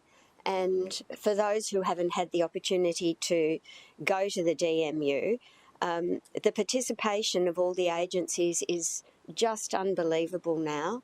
And it's because we have that new centre that you push for, and it's because we've got these exceptional people who still last week were working in Division 3, not 1, Division 3, that's old habits, yeah, collecting debris that was still remaining from the storm where infrastructure had blown almost a kilometre into other people's property, and they've been extraordinary. And every time that I have requested help with the Northern Gold Coast being the most severely impacted, they've stepped up and responded, and it couldn't have been done more effectively. So I just wanted to highlight the importance of this seasonal outlook, which was undertaken last year and which prepared us for what was ahead. We didn't know we were going to experience those storms, but it did prepare us, and it's great to see you now alerting us again to make sure that all of our communities are aware of being prepared and how helpful that is. And I just want to congratulate you and your team, and also you, Mr. Mayor, for your passion for disaster management and for pushing to make sure we protect our city as much as we now do. Thank you. Thank you. Councillor Patterson. Thank you, Mr. Mayor. I have a question. It may be for you. I'm not sure if it's for you or for the directors. And I certainly second Councillor Gates's words, and I'm very aware of the DMU's benefit. In fact, I'd say that in terms of what the city does, it's exemplary, and it's it's a testament that people can hold to. The concern that I have is there is one hole that's leading us down, and you mentioned it recently publicly.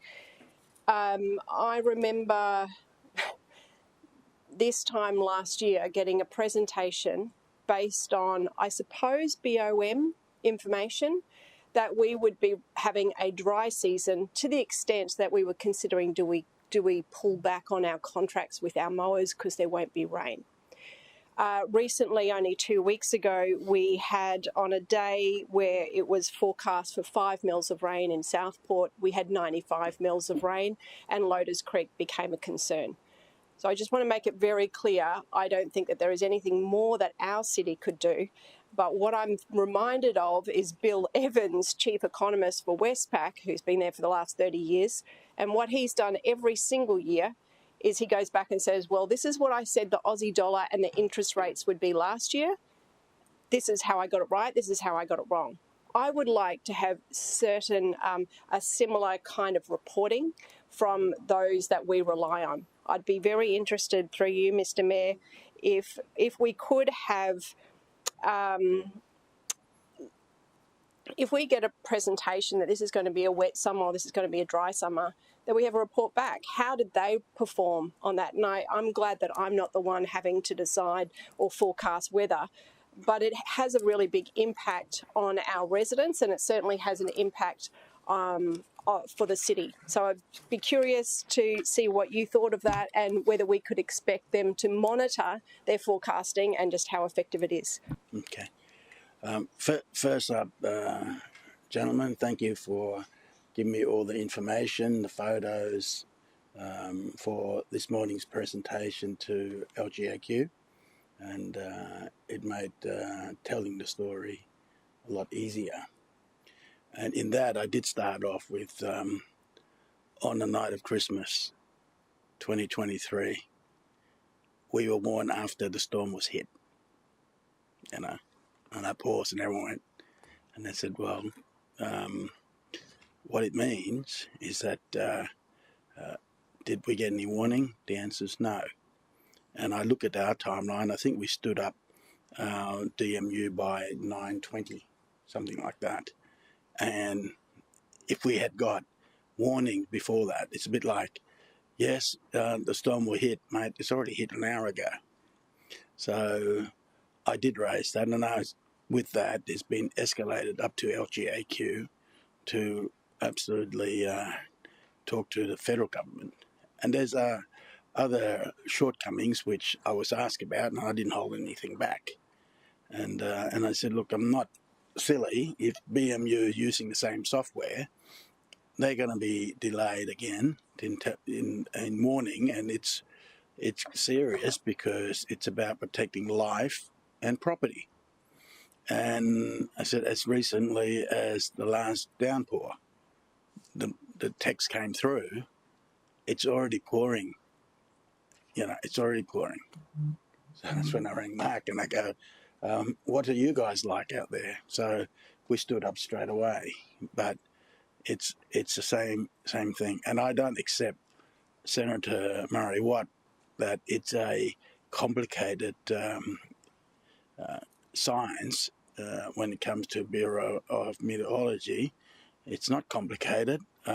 Pick the right predictive software, because they don't have this around the world.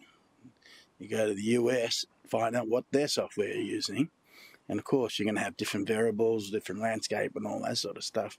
But at the very least, start running other predictive software in parallel.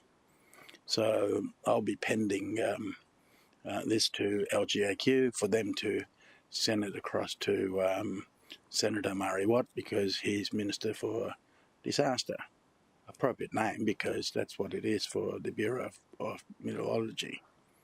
So I take what you say at heart, and I've already escalated it. And further to what you said, that we should interrogate what they gave us last year into what they're giving us this year. In other words, have a track record. But I don't blame the men and women who's out in front delivering the news. It's not them. It's the people behind making decision of what resource they're getting.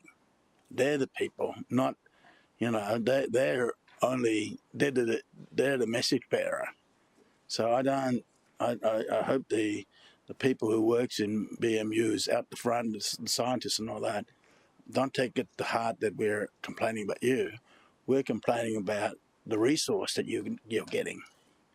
So I want to be clear with that. So Mark will probably get you to sit down with me, and we'll draft a letter to LGAQ and put her on notice, and Alison from there will, or the new president will, I'll keep pressing it, because today's talk on disaster management, everyone was locked in. Like, we are in a state that's got more wind disaster than any other state because of where we are. And I did mention that we should run an exercise where there's Wujal or some remote area of how other councils can come together to help in resource, personnel, and that, so that if something happened outside our city, what can we do to help? And that means not just Gold Coast, Brisbane, Redlands, Ipswich, to deploy whatever we need to. And they asked me about, what was the best part that you take away with your Christmas? Was it Thank You Go, is it? What do you call that wind? Derico. It's not cyclone, it's a Derico. Anyhow, just as damaging. I said the Disaster Relief Australia, they were fantastic. They should be more resourced, and they stay longer, twice as long, right? And I talked to the mayor of Wujal. I said, how'd you go with ADF? He said, oh, a bit late. And I went, all right. Okay, then I was asked about it, and I said, well, no, they got in time to get their boots on the ground, and then the politician were able to get photos done with that ADF. But they should have been there a week and a half earlier. So that's another part that we'll put in the letter as well, that we've got Defence Force there. I'm not an expert in Defence Force, but if our people are getting smashed by Mother Nature, and if you can help, then we should be able to request and then get activation of ADF a lot sooner. So I don't blame the personnel there, the ADF, it's the higher-ups again. So all in all, councillors, I totally agree with you, Councillor Gates, that we have got a good team Gold Coast. We have around 30 different entities, including QPS and SES and Surf Life Saving. The coordination or the communication on there, when it's all happening, Energex and you name it, it's truly Team Gold Coast in action. So and to have that with our officers, that it's great. And where we go from here, we're going to look forward, and I think we've got some plans to extend a bit further, so I'll bring that back to council. Before we bring it back, make sure I got money from the state first. Okay. Councillor Gabe, would you like to move the motion that's on the screen, perhaps? Seconder, Councillor Patterson. Anyone want to speak against this motion? Anyone? Put the motion to you. All in favour, show of hands. Against, a motion carried. Right, 16.2. Is that where we're at? So what does that do? Just put the recommendation. Okay, move the recommendation. Seconder, Councillor Tozer. Put the motion to you. All in favour, show of hands. Against, motion carry. We can deal with post 18, 16, 8 if you want. Are they here? Yes. They're here. Councillor, I move the procedure motion that we deal with 16.8 immediately. Seconder, Councillor Gates. Put the motion to you. All in favour, show of hands. Against, motion carry. Please ask the creative industry. Yep, we'll get them to come in. Can you get us into closed? Councillors, commercial and confidence. I move that we go into close. Seconder, Councillor Gates. Put the motion to you. All in favour, show of hands. Against, motion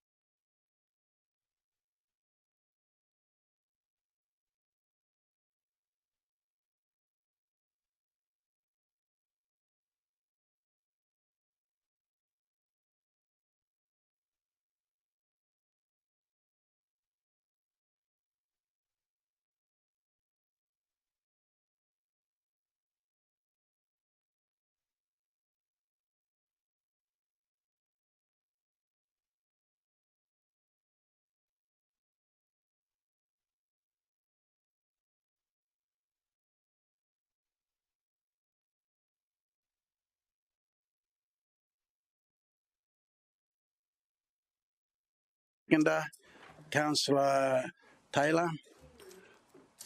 All in favour, show of hands. Against?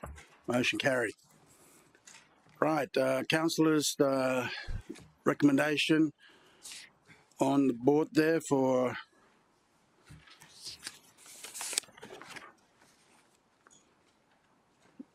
there's a change recommendation. Did I say who I think Councillor Castro, you moved that one, did or not? You did, and I second that.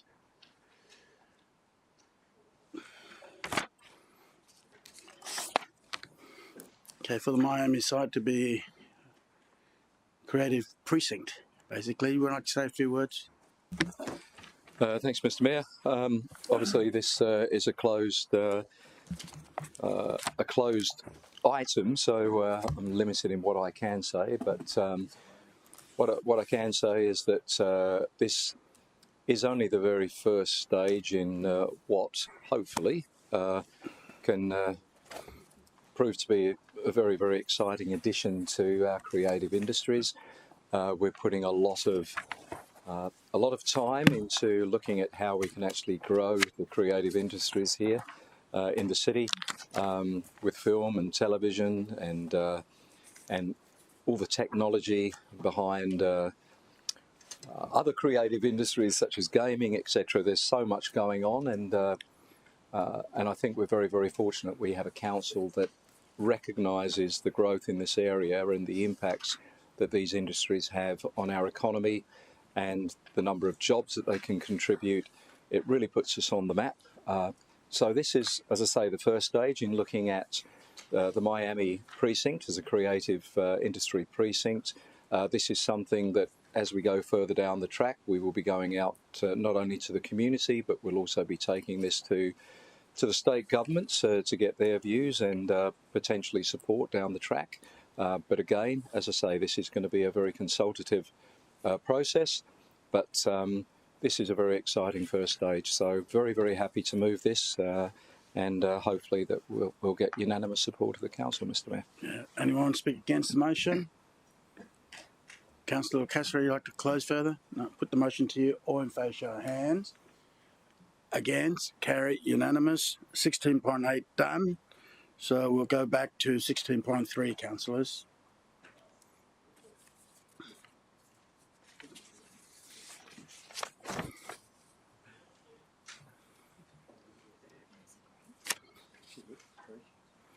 $16.3.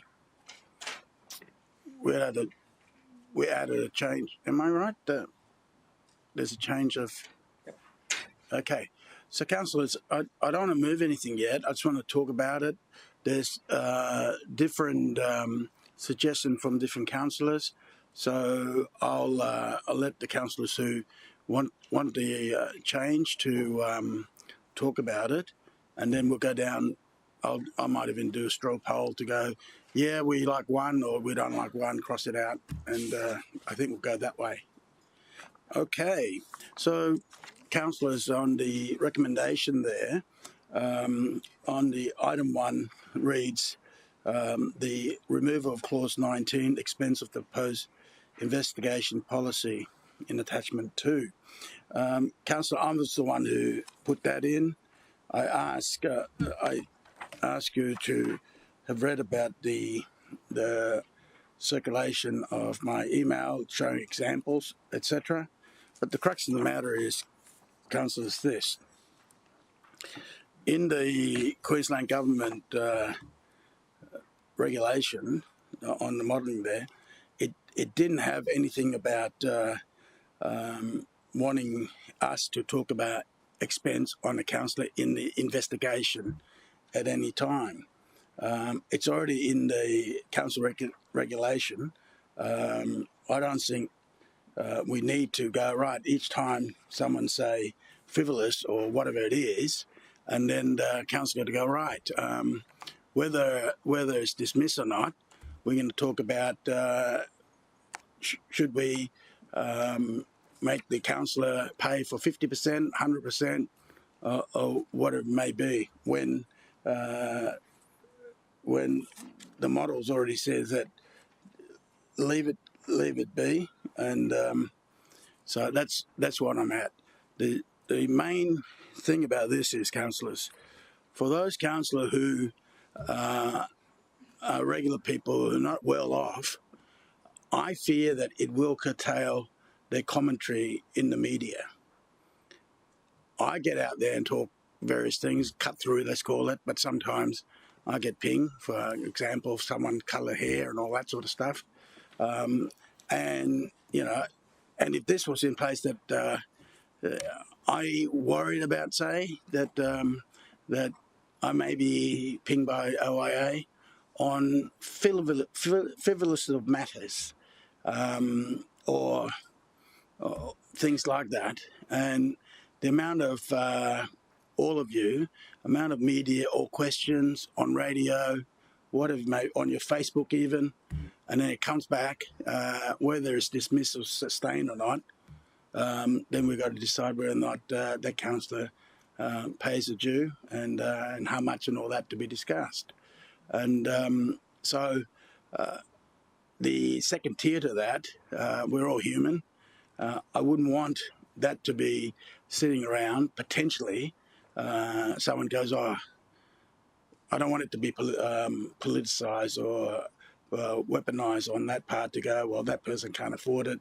3/4 of this one, he or she's gonna really hurt on expenditure, and that means that person will be very shy to say anything in the media to avoid misspoke, if you like.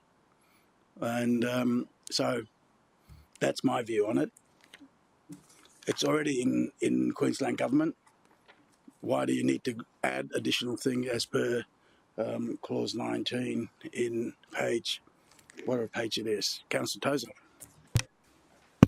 Oh, thank you, Mr. Mayor. I'm just trying to get my head around the situation. So a conduct breach is where a complaint is made about the conduct of the councillor. It's referred to the OIA in the first instance, and they take a look at the particulars and then they refer it back to the council to make a decision because it's not serious enough to meet the threshold of misconduct, because they manage their own misconduct things and we're required as a chamber to manage conduct breaches. So these are some of the more minor examples. The question I have is actually related to the conduct breach outcome. Now, the council will ultimately be provided a report and we will make, as a council, a ruling about a conduct breach. The question through you to the General Counsel.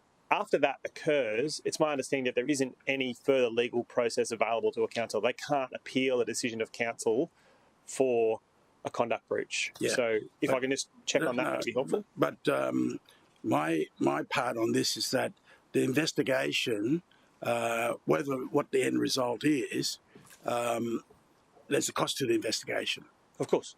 Right. So under the previous draft, that cost can be talked about in council to see whether or not that councillor reimbursed that cost, the investigation costs.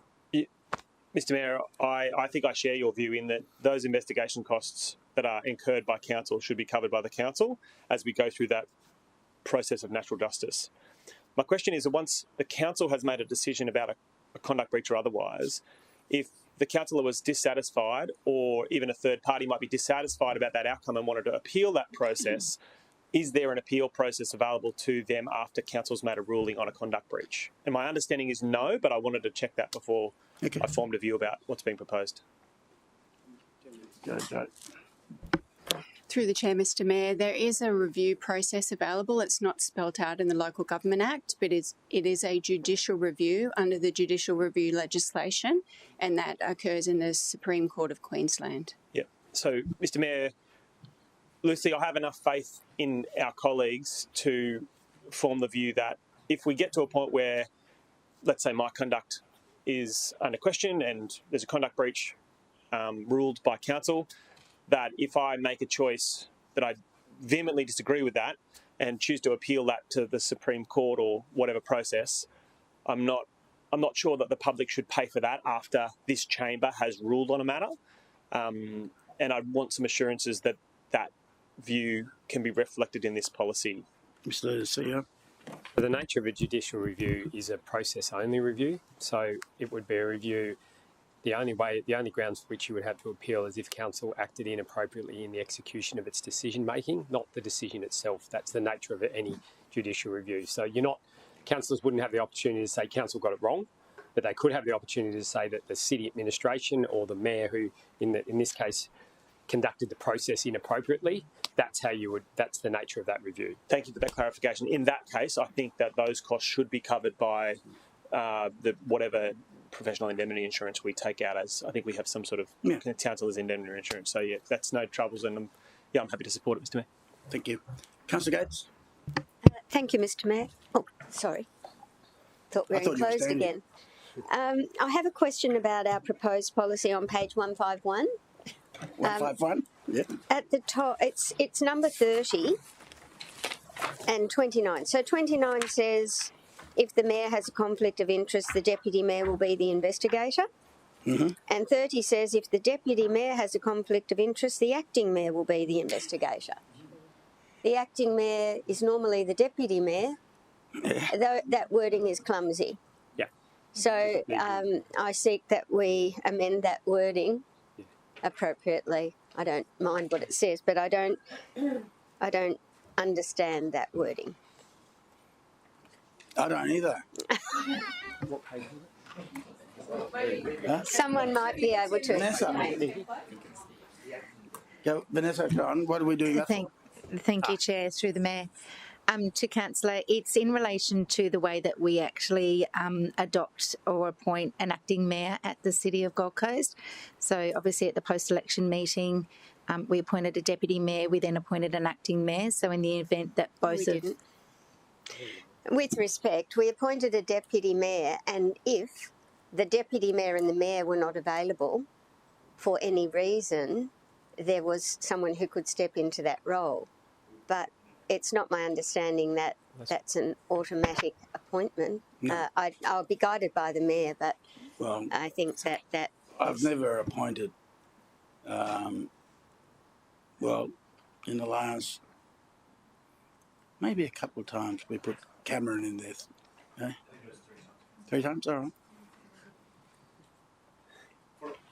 That was for a matter, I think, of 3 or 4 days. It was a pretty rare occurrence. All right. I don't really care. My point is, my point is, it's very academic. Well, the point is, Mr. Mayor, it doesn't say you have a conflict. You would be the investigator of the deputy mayor. If the deputy mayor had a conflict, it would revert to the mayor. So, can I? Sure. Go ahead. So it is completely reasonable, although unlikely, that there could be a complaint about both the mayor and the deputy mayor at the same time. Oh, okay. Hardly. Well, it's possible. Not probable. It's possible. To get my language exactly right with the live streaming on. So it is. So that's the circumstance that's trying to contemplate. Okay, only joking, Mr. Mayor. By the way. Yeah. And all right. You need a third. It could also be, Mr. Mayor, and obviously this wouldn't happen under this council, but the deputy mayor could make a complaint about the mayor. Or the mayor could make a complaint about the deputy. Do they do that in others? I can't even imagine a circumstance where that would occur, but were those to occur, there needs to be a process. Fair enough. Trying to bring it so you're happy with it? Leave it in there. Let's move on. Okay. Are we satisfied with clause 1? Councillor Patterson? Just on the matter that Councillor Gates mentioned, I think the wording in the state's example provides more clarity on that around acting mayor rather than what's been put in our policy, because it makes it clear that if the mayor and the deputy can't do it, then by council resolution there's an acting mayor for this purpose. That makes more sense. So can I respond to that? So the language was through you, Mr. Mayor. The language was amended away from the example because it reflects our acting mayor's policy. So what you've described is an alternative, which is completely fine. But I think what the officers tried to do was make it reflect the language that's in our existing acting mayor's policy. That's why we veered away from. Yeah, and Right. Well, Councillor Patterson. Hence the. I think that the state's one is clearer and it's better, and it's done to consider the fact when you've both got mayor and deputy and what would normally be our acting with conflict. We could have 3 or 4. Your Yeah, point's so by this, it takes it out of their hands and gives it to full council to make that decision. Okay. That isn't anywhere in our acting mayor policy. All right.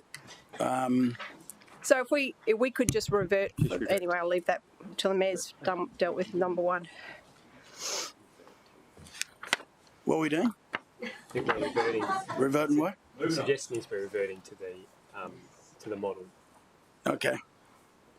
So rather than writing it out, just put revert to Revert. Just a second.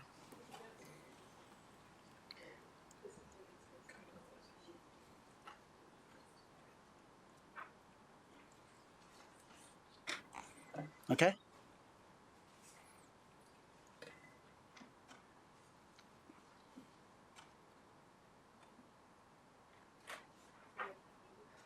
It's deputy and mayor. Or mayor and deputy, yeah. Yep. We good? Is that what you want? Councillor Peter Young. Mr Mayor, initially I had a concern about this item in that some of us may actually be the subject of investigations now or be pursuing some appeal, and I thought there may be a conflict of interest issue. I spoke with the General Counsel this morning and she confirmed that this is considered an ordinary business item under the legislation. And so I just wanted to make that clear publicly because this is being debated publicly. Okay. So there is no conflict inherent. But I just wanted to, while I'm standing, just to, if I can ask a question, why did the officers believe that Clause 19 should be included?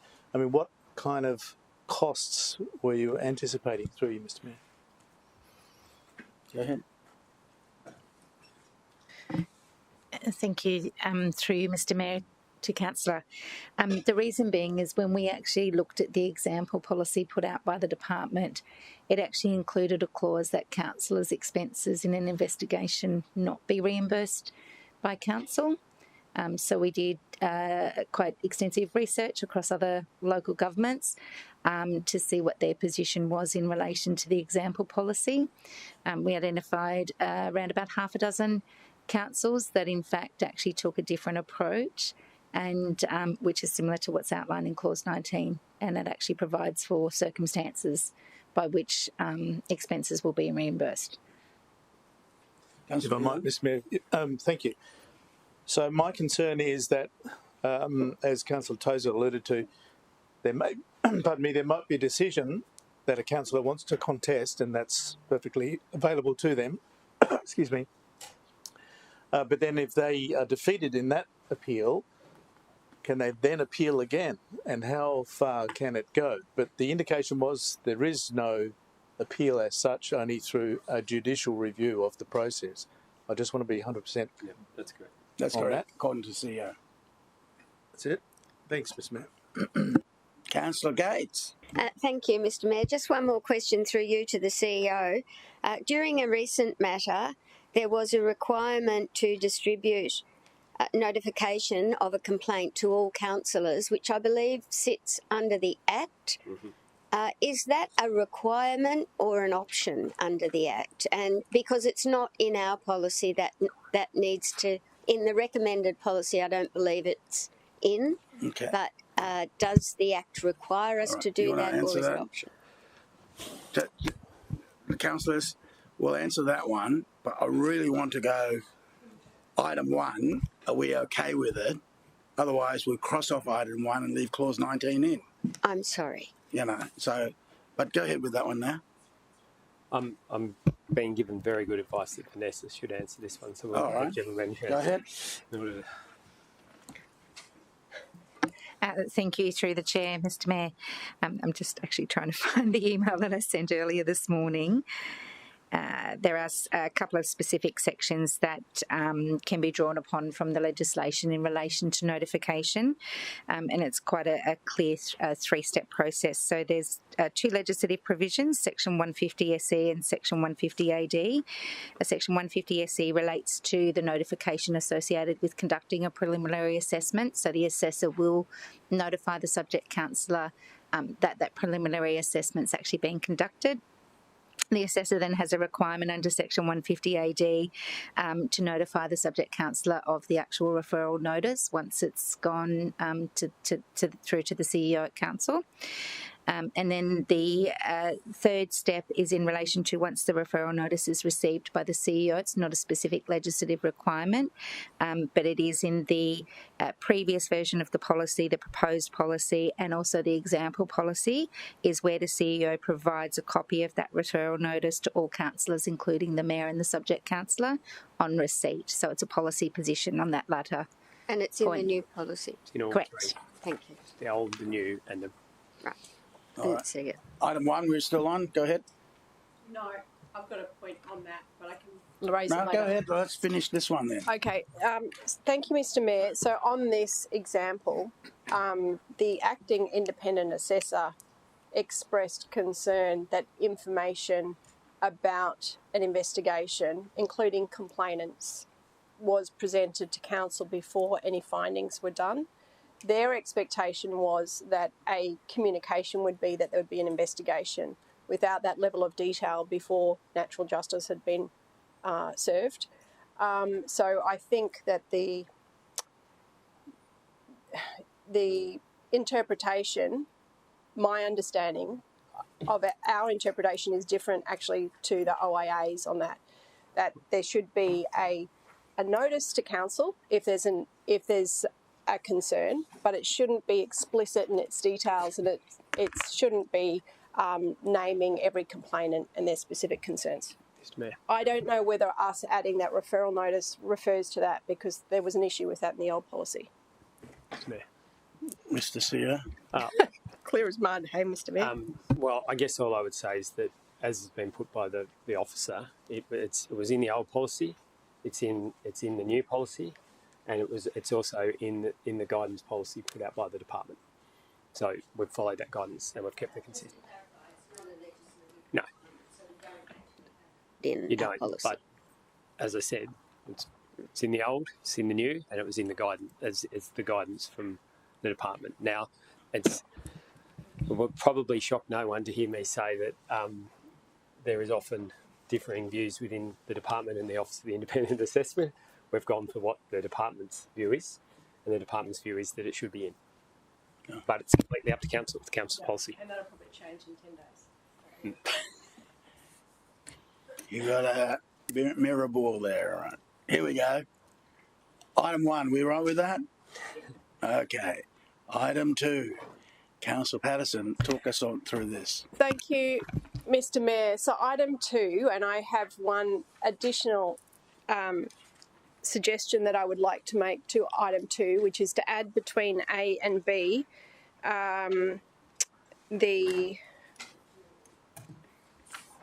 basically what these points are saying is that I think that the state's example is clearer and serves natural justice better than what the proposed policy that's being presented to us does. So if I just go through it, 2A, where are we? 2A is taking out 10 and 11.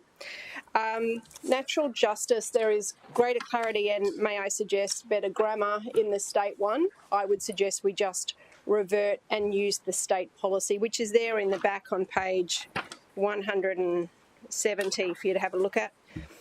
Same with 2B. I'll just go through what is on there. 2B, clauses 14 and 15 on the time frame. The state policy says that it must be effective and efficient. The recommended policy that we've got in front of us takes that wording out. It also, the state policy says that it should be intended that the investigation is complete in 8 weeks. Our policy says, no, let's make it 10 weeks. I think we should be going with the state recommendations on those. And then C, clauses 20 and 21, Councillor Conduct Register, again, that we just use the state policy rather than changing it for the local government policy. And the other, if you can just give me one moment so I find the other one, Mr. Mayor.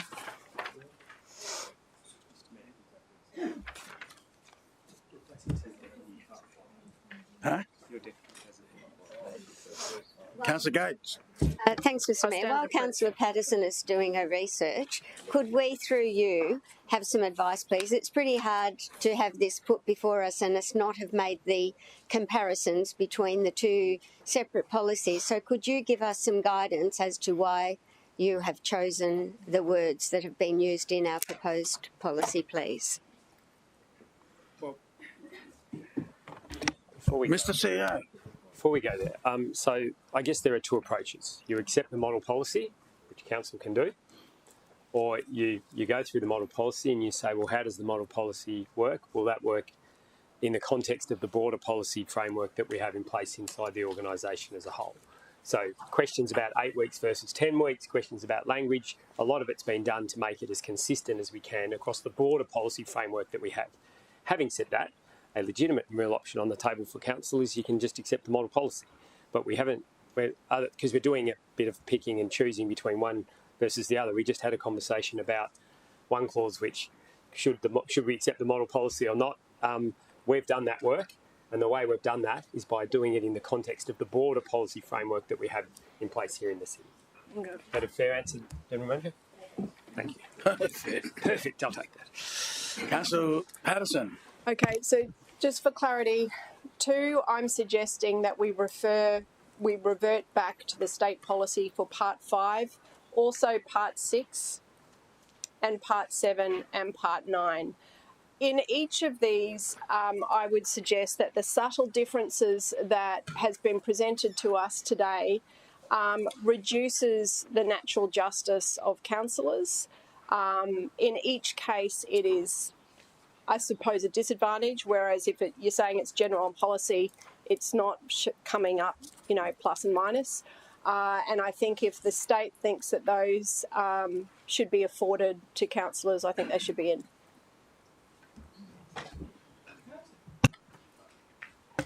Who's next? Councillor Tozer.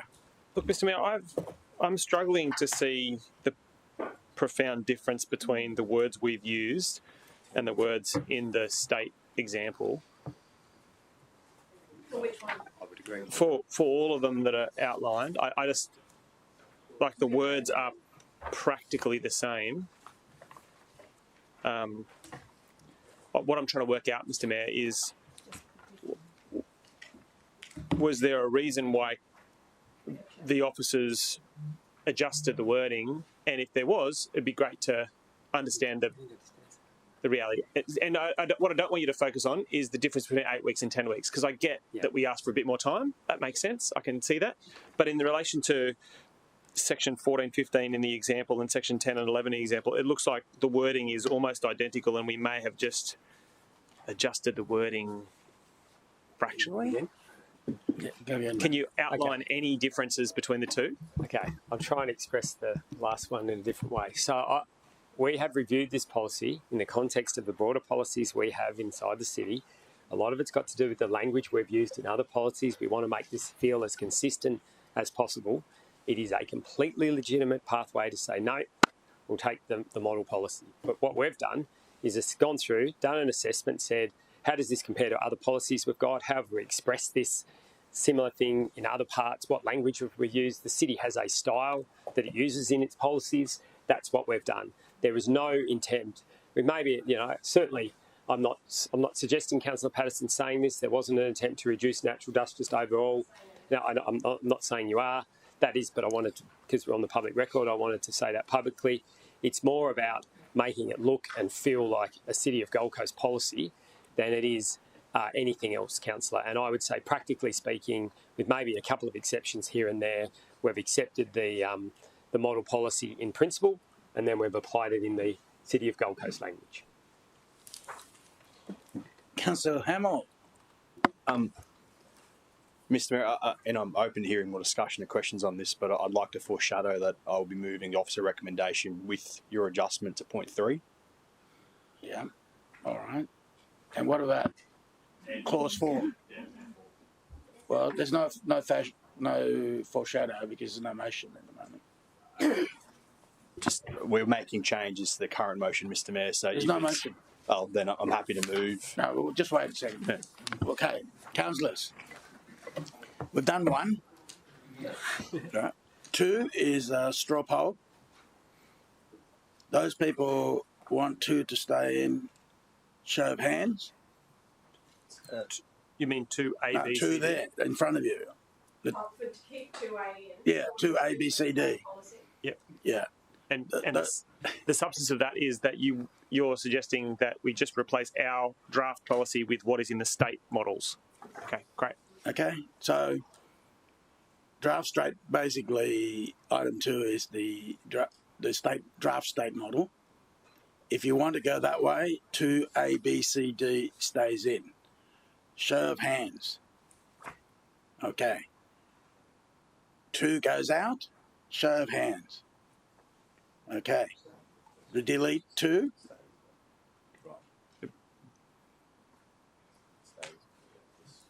Now, what's next? Yeah, 2 there. I don't really care about it. What do you want? Take it out, or which is very slight. Councillor Hamill, you happy with this on the screen now? To line up with our own policy style. You want to see the original? Yeah, Mr. Mayor, so that's the original. Yeah, so I was happy with where we were at with the additions. Okay, so do the original like that. Add 1, which takes away clause 19, and add the last one, which talks about the deputy mayor and acting mayor. Yep. And moved by Councillor Hamill. When you do that. I'm moving it. Oh yeah, all right. I'll move. Seconder, Councillor Hamill, seconder. Okay, so you've got to paste. Yeah, that's it. You're ahead of me. And the last one. No number 2.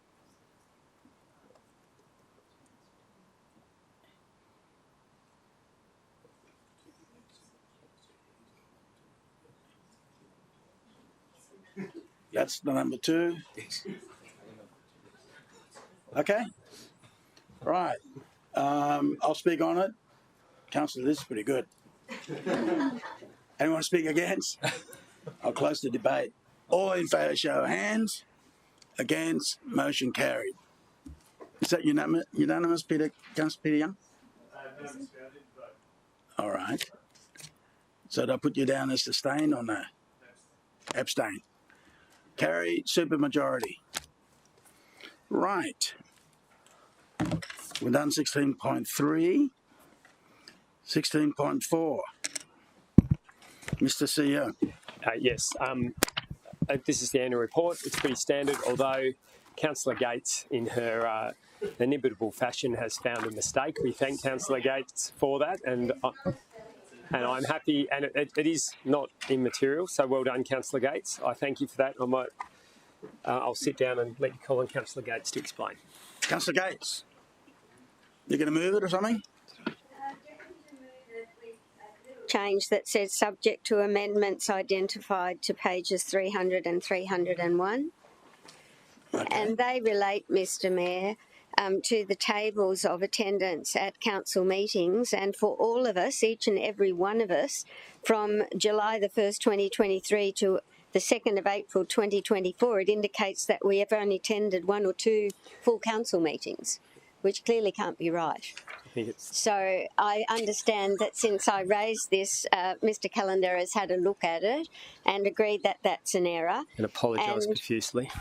I was not clear myself as to whether we were now indicating attendance at committees that we were not members of or not, because I was quite confused. So I've asked that both the table on 300 and 301 be reviewed before the report is printed. Thank you. We'll just do that and get it. And happy to move it with that change. Move that with the table on page. That the Council adopts the City of Gold Coast Annual Report 23-24, subject to amendments identified to Attachment 1 on pages 300 and 301. Beautiful. So good, I second it. Councillors, anyone speak against? Councillor Gates, you want to close? Thank you for doing that. All in favour, show of hands. Against, motion carried, unanimous. 16.5. Just give us a couple of seconds to catch up. Okay.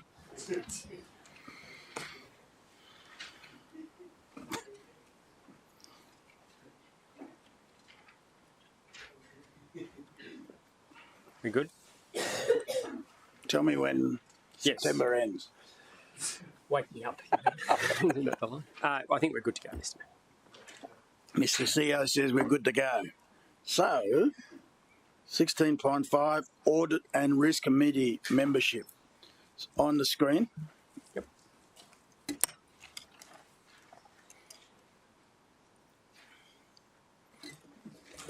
Councillor Gates? Mr. Mayor, I don't know what you intend to do with this one, but I'm happy to move it if you would like. Yeah, okay. And speak to it. Yep. I recognise that the time frame for the chair has come to a close, and so the opportunity is being taken for a review. I wanted to say that the review indicates, Mr. Mayor, what is proposed is that you will become our representative on the audit committee in the immediate future, and that other members will be invited to apply to be members. I wanted to, for the benefit of councillors who have not been here previously, state that this has occurred on other occasions with a new chair where the mayor has stepped up and for a period of time attended as the city's representative on audit, and that it's nothing unusual. So I say congrats to you, Mr. Mayor, for taking that action so that the new chair can settle in and you can be on hand. I want to make it clear that all councillors are still able to attend audit committee as observers and participate. It doesn't require that, it doesn't really make any change at all because votes are not taken at audit committee. So it's simply involving the mayor more proactively, and I think it's a good thing. Okay, move, Councillor Gates. Seconder, Councillor Hamill. Right. Speaking, Councillor Patterson. Thank you, Mr. Mayor. I just want to take the opportunity to acknowledge our chair, Ian Roden, and all our members. He is welcome if he wishes to apply again. But it's the city's been through a pretty transformational period, and having that steady ship and that audit and risk committee has been very good. I'll also note that the Queensland Audit Office particularly expressed they appreciated the approach of those committee members, and they found that they had a really good dynamic in working with the City of Gold Coast because of that. So just I thank them, and I also thank the Chair for his guidance and support as I took on the new Chair of Governance role. Yes. And, well, Councillor, I'll speak on that. Thank you for having faith in me. I'm looking forward to going back to the Audit and Risk Committee and to ensure that the smooth transition to new leadership, and I will definitely take it seriously. I mean, my Chief of Staff will be joining me to make sure that we don't miss anything, because he really understands audit and risk. So, my congratulations to you also, Luke. Sounds like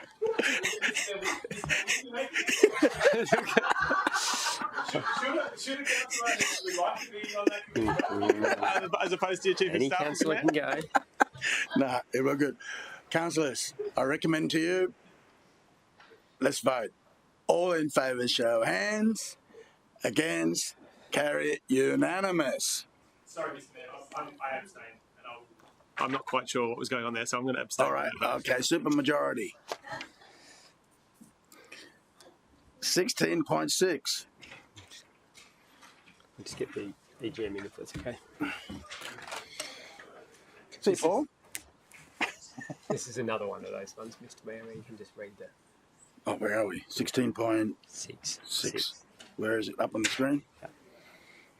Yeah. You good? Yes. Okay. Can you put it on the screen? Councillor, I move that the Council notes the Mayor's tabling of this 2023-24 final management report from the Audit General of Queensland dates 11 October 2024. Seconder, Councillor Hamill. Very enthusiastic there. All right. Questions? Anyone speak against? I close the debate. All in favour, show of hands. Councillor Tozer, what are you doing? Voting? All right. Against? Carry unanimous. Thank you, Director. Well done. You're staying. I'm doing this one. 16.7 control entity. Mr. CEO. Thank you, Mr. Mayor. This is in response to a question on notice from the Deputy Mayor. I think the report is pretty self-explanatory. I'm happy to take questions. Okay. I've got a question from Councillor Castro. Sorry, Mr. Mayor, it wasn't a question. I was happy to move the item. Oh, move, Councillor Castro. Second, Mr. Mayor. Seconder, Councillor Tozer. Do you want to second it? I don't want to second it, Mr. Mayor. Would I be able to say something? Yeah, you will. Thank you. Now that we've got a motion live, Councillor Gates. I just wanted to explain the background of this report, which has been a bit of confusion from the get-go. We had a report that was brought to governance a couple of months back, a month or two back, and part of the service and funding agreement included a new clause that Council had not seen in the draft which we were presented, and that's what caused me grief. It wasn't the discretionary fund, which I have great confidence in because of what we have now read in the report, and I think there are plenty of dollars available for additional things that experienced Gold Coast may want to do. But I wanted to explain that part of the service level agreement, which was not confidential, indicated that should experienced Gold Coast need funding over and above what was in the discretionary fund, that matter would not come back to Council. That would go to a panel, and that's what I took exception with. I've had conversations with the CEO, and when the opportunity next arises, the CEO and his manager will address that concern. But for today, this is the report that officers thought I asked for, and I'm grateful that it's been presented to us today, and I'll be supporting it. Okay. Mr. Sarah, if you formulate this panel, can I be on it? You're on the board already. All right. Say one word on this quickly, if that's all right. Yeah, go ahead. So I just think the practical application of this now is that what the Deputy Mayor has asked for is what will happen in practice, which is an absolutely legitimate concern that if the next big idea, the next air show came and it wasn't consistent with either the base funding or the discretional funding, that there is a pathway for experience to come to this room and present that idea. And I can give everyone in the room and the thousands of people watching, I can rest assured if the next big idea comes, then there is a pathway for it into this room and there's a pathway for it to be delivered. Thank you. They've tuned out by now. Right. Councillor Castro, anything you want to say? No, Mr. Mayor, I think Councillor Gates and the CEO have said it all. Okay. Anyone speak against? Debate's closed. Put the motion to you. All in favour, show of hands. Against? Carry unanimous. We've done 16.8, so we go to 16.9. Proposed appointment of board directors. Is this got to go to close or not? Well, declarable and all that, you see. Let's do the conflict first. Councillor Patterson. Yes, thank you, Mr. Mayor. I do have a declarable conflict for this. One of the proposed board members, someone who's been considered for the board, is a close personal friend. So I just wanted to make sure Council was aware of that, could make a decision. Nature of the relationship is Leanne White is a friend of mine. Being considered for Brand Gold Coast board position, I do consider that I should remain in the room and vote. But I just wanted to let Council know. Councillor Gates. I may be wrong, Mr Mayor, but I felt that a close personal relationship was prescribed, not declarable, so I seek advice. No? She gave me advice. It's declarable. It goes to the definition of related party, which is the declarable category, not the prescribed. It's not a close associate based on what Councillor Patterson has informed me. Okay, prescribed. Hang on, sorry. Mr Mayor, could you, through you to Councillor Patterson, could you describe or characterise the nature of the relationship you have with Leanne? Yeah, she is a close personal friend. She is a close personal friend. The advice that I received was that it was declarable, but if you'd want to go into more detail to determine what would shift that to prescribed, I'm happy to, and maybe it is prescribed. My question is just characterise what does close personal friend mean to you? It's different to different people, so describe the nature of your relationship, how often you meet, how often do you talk to her, how long have you known her? I speak to her regularly. We met at a PNC meeting when our kids were in year 1, who are currently in year 11. We worked out from then on that our kids would be great friends, and we share each other's kids and see each other in tracksuit pants on a Saturday afternoon. So it's a pretty close personal relationship, friendship. So can I just clarify, you care for each other's children as like a babysitting type of thing? They hang over at each other's houses. Yep. Okay. Silent. Councillor Hamill. Mr Mayor, I had a question for Councillor Patterson as well. So I had an understanding that Leanne was assisted you on your campaign. Oh. It's already listed. She did. CEO. She did, actually. Sorry, I did forget that part. Yeah. So she volunteered and supported me on my campaign as well. Yep. Yeah.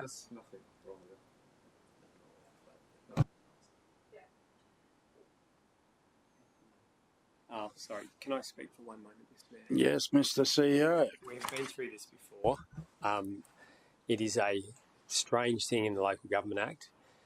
It's on the name is on the grey, but because the conflict takes precedence over the grey, that's why the name's there. I apologise, Councillor Hamill, I was wrong. So that is why the name is there. It has to be. We've been through this before. It's the vagaries of the Local Government Act. Mr. Councillor Hamill.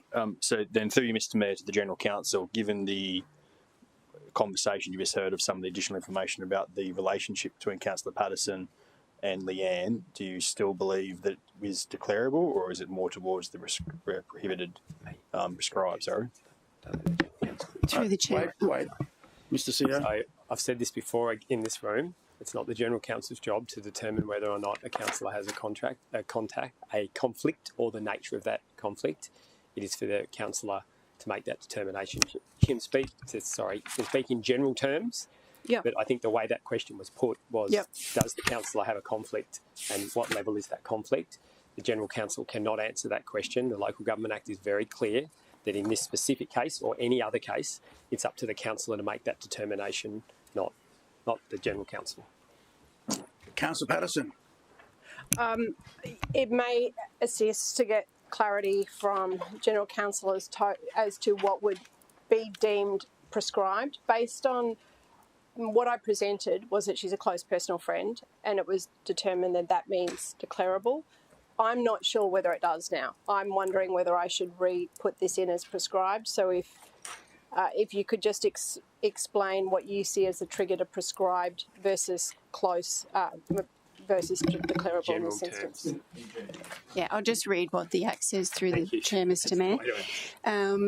To be a close associate, which goes into the prescribed category, you're talking about a relationship that is with a spouse, a parent, child or sibling, a partner in a partnership, or an employer other than a government entity. That's taking out corporate interests. So that's for a prescribed matter. All right. So there's conflict declared. So, councillors, any motion whether she stay or go? Councillor, what's wrong? Question? No, not a question. I was offering to. No, Councillor Gates. Yeah, Councillor Gates. Mr Mayor, I'm happy to move that Councillor Patterson remain in the room for the discussion, but I personally would be more comfortable if she left for the vote. Yeah, I'm happy. Okay, stay for discussion. If I could move that, leave in the vote. Use the same wording that we used earlier in the day for Councillor Martin, and I would move that. I'm sorry, I haven't got that wording right at hand. It's somewhere here. I got it. That Councillor Patterson has a declarable conflict of interest in this matter and must leave the chamber while the matter is voted on, but may participate in debate and discussion on the matter. You happy with that? Do you want me to read that again? Yes. Okay. That Councillor Patterson has a declarable conflict of interest in this matter.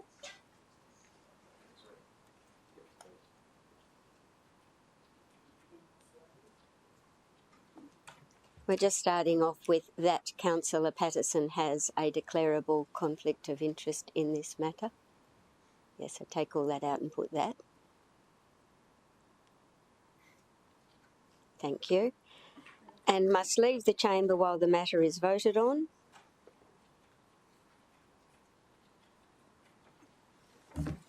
But may participate in debate and discussion on the matter.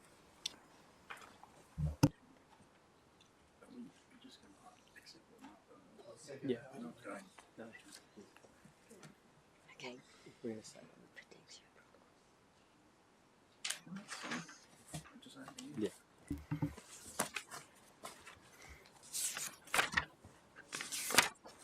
Debate and discussion.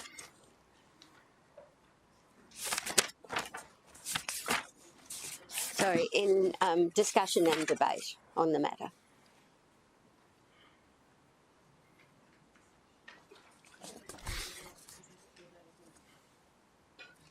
Oh. Yeah, all right. Bit of sugar. Good for the fat cats.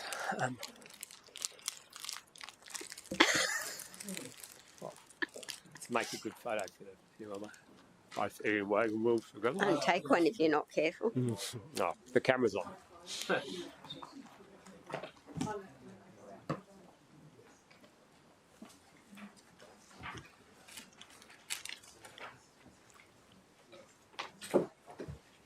And I'll just keep talking while you're chewing. I'm just looking at Councillor Marshall. I think this gets him going. Yeah. All right. Yeah. Anyone wants to grab some sweets? Go ahead. Okay, I just think that this is a sound decision for us to make, given that Councillor Patterson has indicated a close relationship. But I appreciate General Counsel's advice that it's not a prescribed interest. However, it, to some degree, protects Councillor Patterson in this instance where we're discussing the appointment of one of her friends.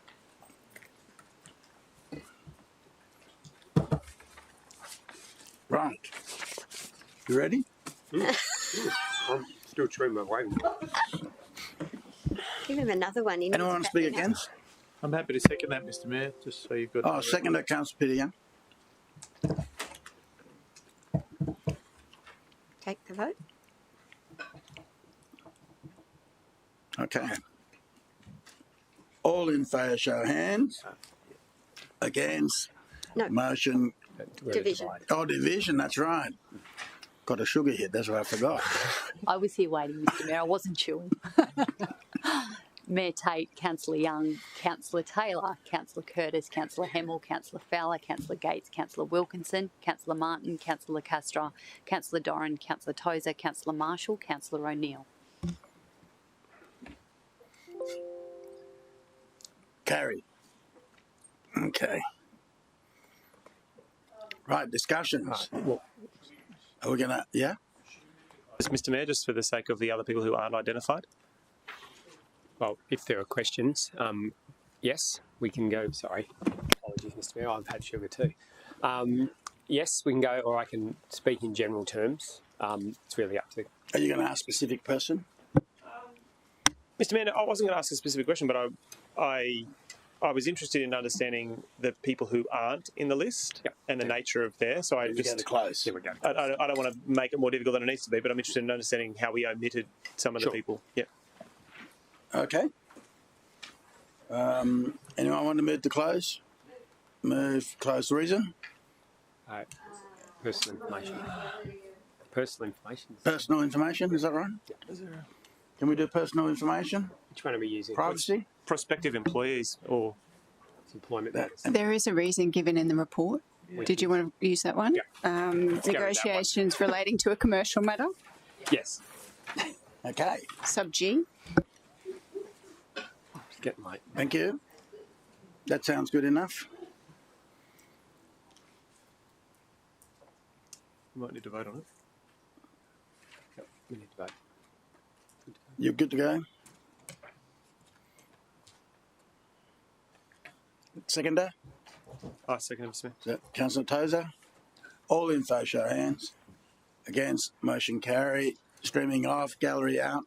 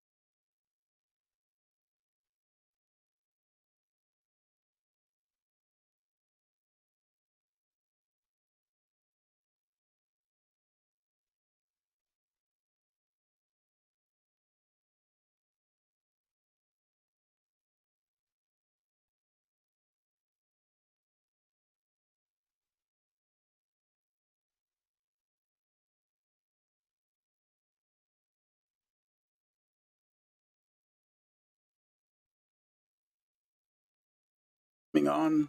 Let the gallery fill it up. So I'll second it. No, you move. You're a good mover. I'm sorry, that's funny. Okay, I'm really pleased to be able to move this recommendation. The Council has been quite bold in its forward strategic planning as guided by our CEO to establish boards for Brand Gold Coast and Invest Gold Coast. The report is confidential, so at this point in time we can't release the names of the people who form part of this report, but suffice to say that we are all absolutely blown away with the quality of the people who have expressed interest in participating on these boards for the overall benefit of our city. So the next step will be the appointment of CEOs for each entity, and it's an exciting time for the city, and I hope that all of the ratepayers have great confidence in the way that the city is moving forward with new initiatives such as this that will only bring more investment into our city, and confidence that I think we will even surpass the most recent years. So congratulations to everyone involved in getting this report before us today and enabling us to support the appointment of some pretty incredible people. Speaking against, Councillor Gates, you want to close the debate? It's fine. The debate's closed. Now, just hold on. Can you pull up the resolution regarding Councillor Patterson, please? Because now you have to go. No. Oh. Where's my glasses? Councillor declare conflict of interest. Must leave the chamber. You'll have to leave. Okay.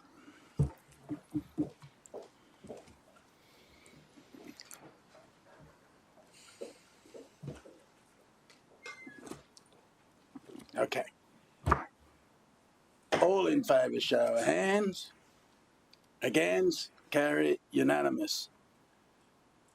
Councillor Wilkinson, may I troll you to get Councillor Patterson back in?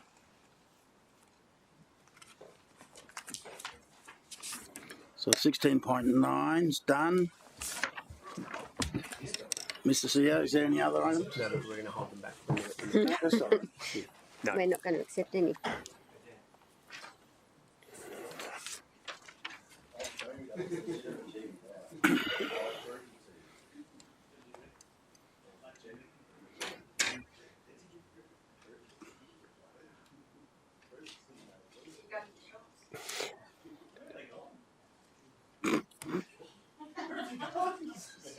All right. Here they come. All right, here we go.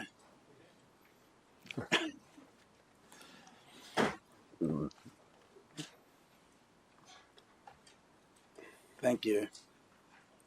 Councillor, meeting's closed at 15:01. Could you stay behind, and could all the staff leave, please? Meeting's closed. Streaming off. Clear the gallery. Well,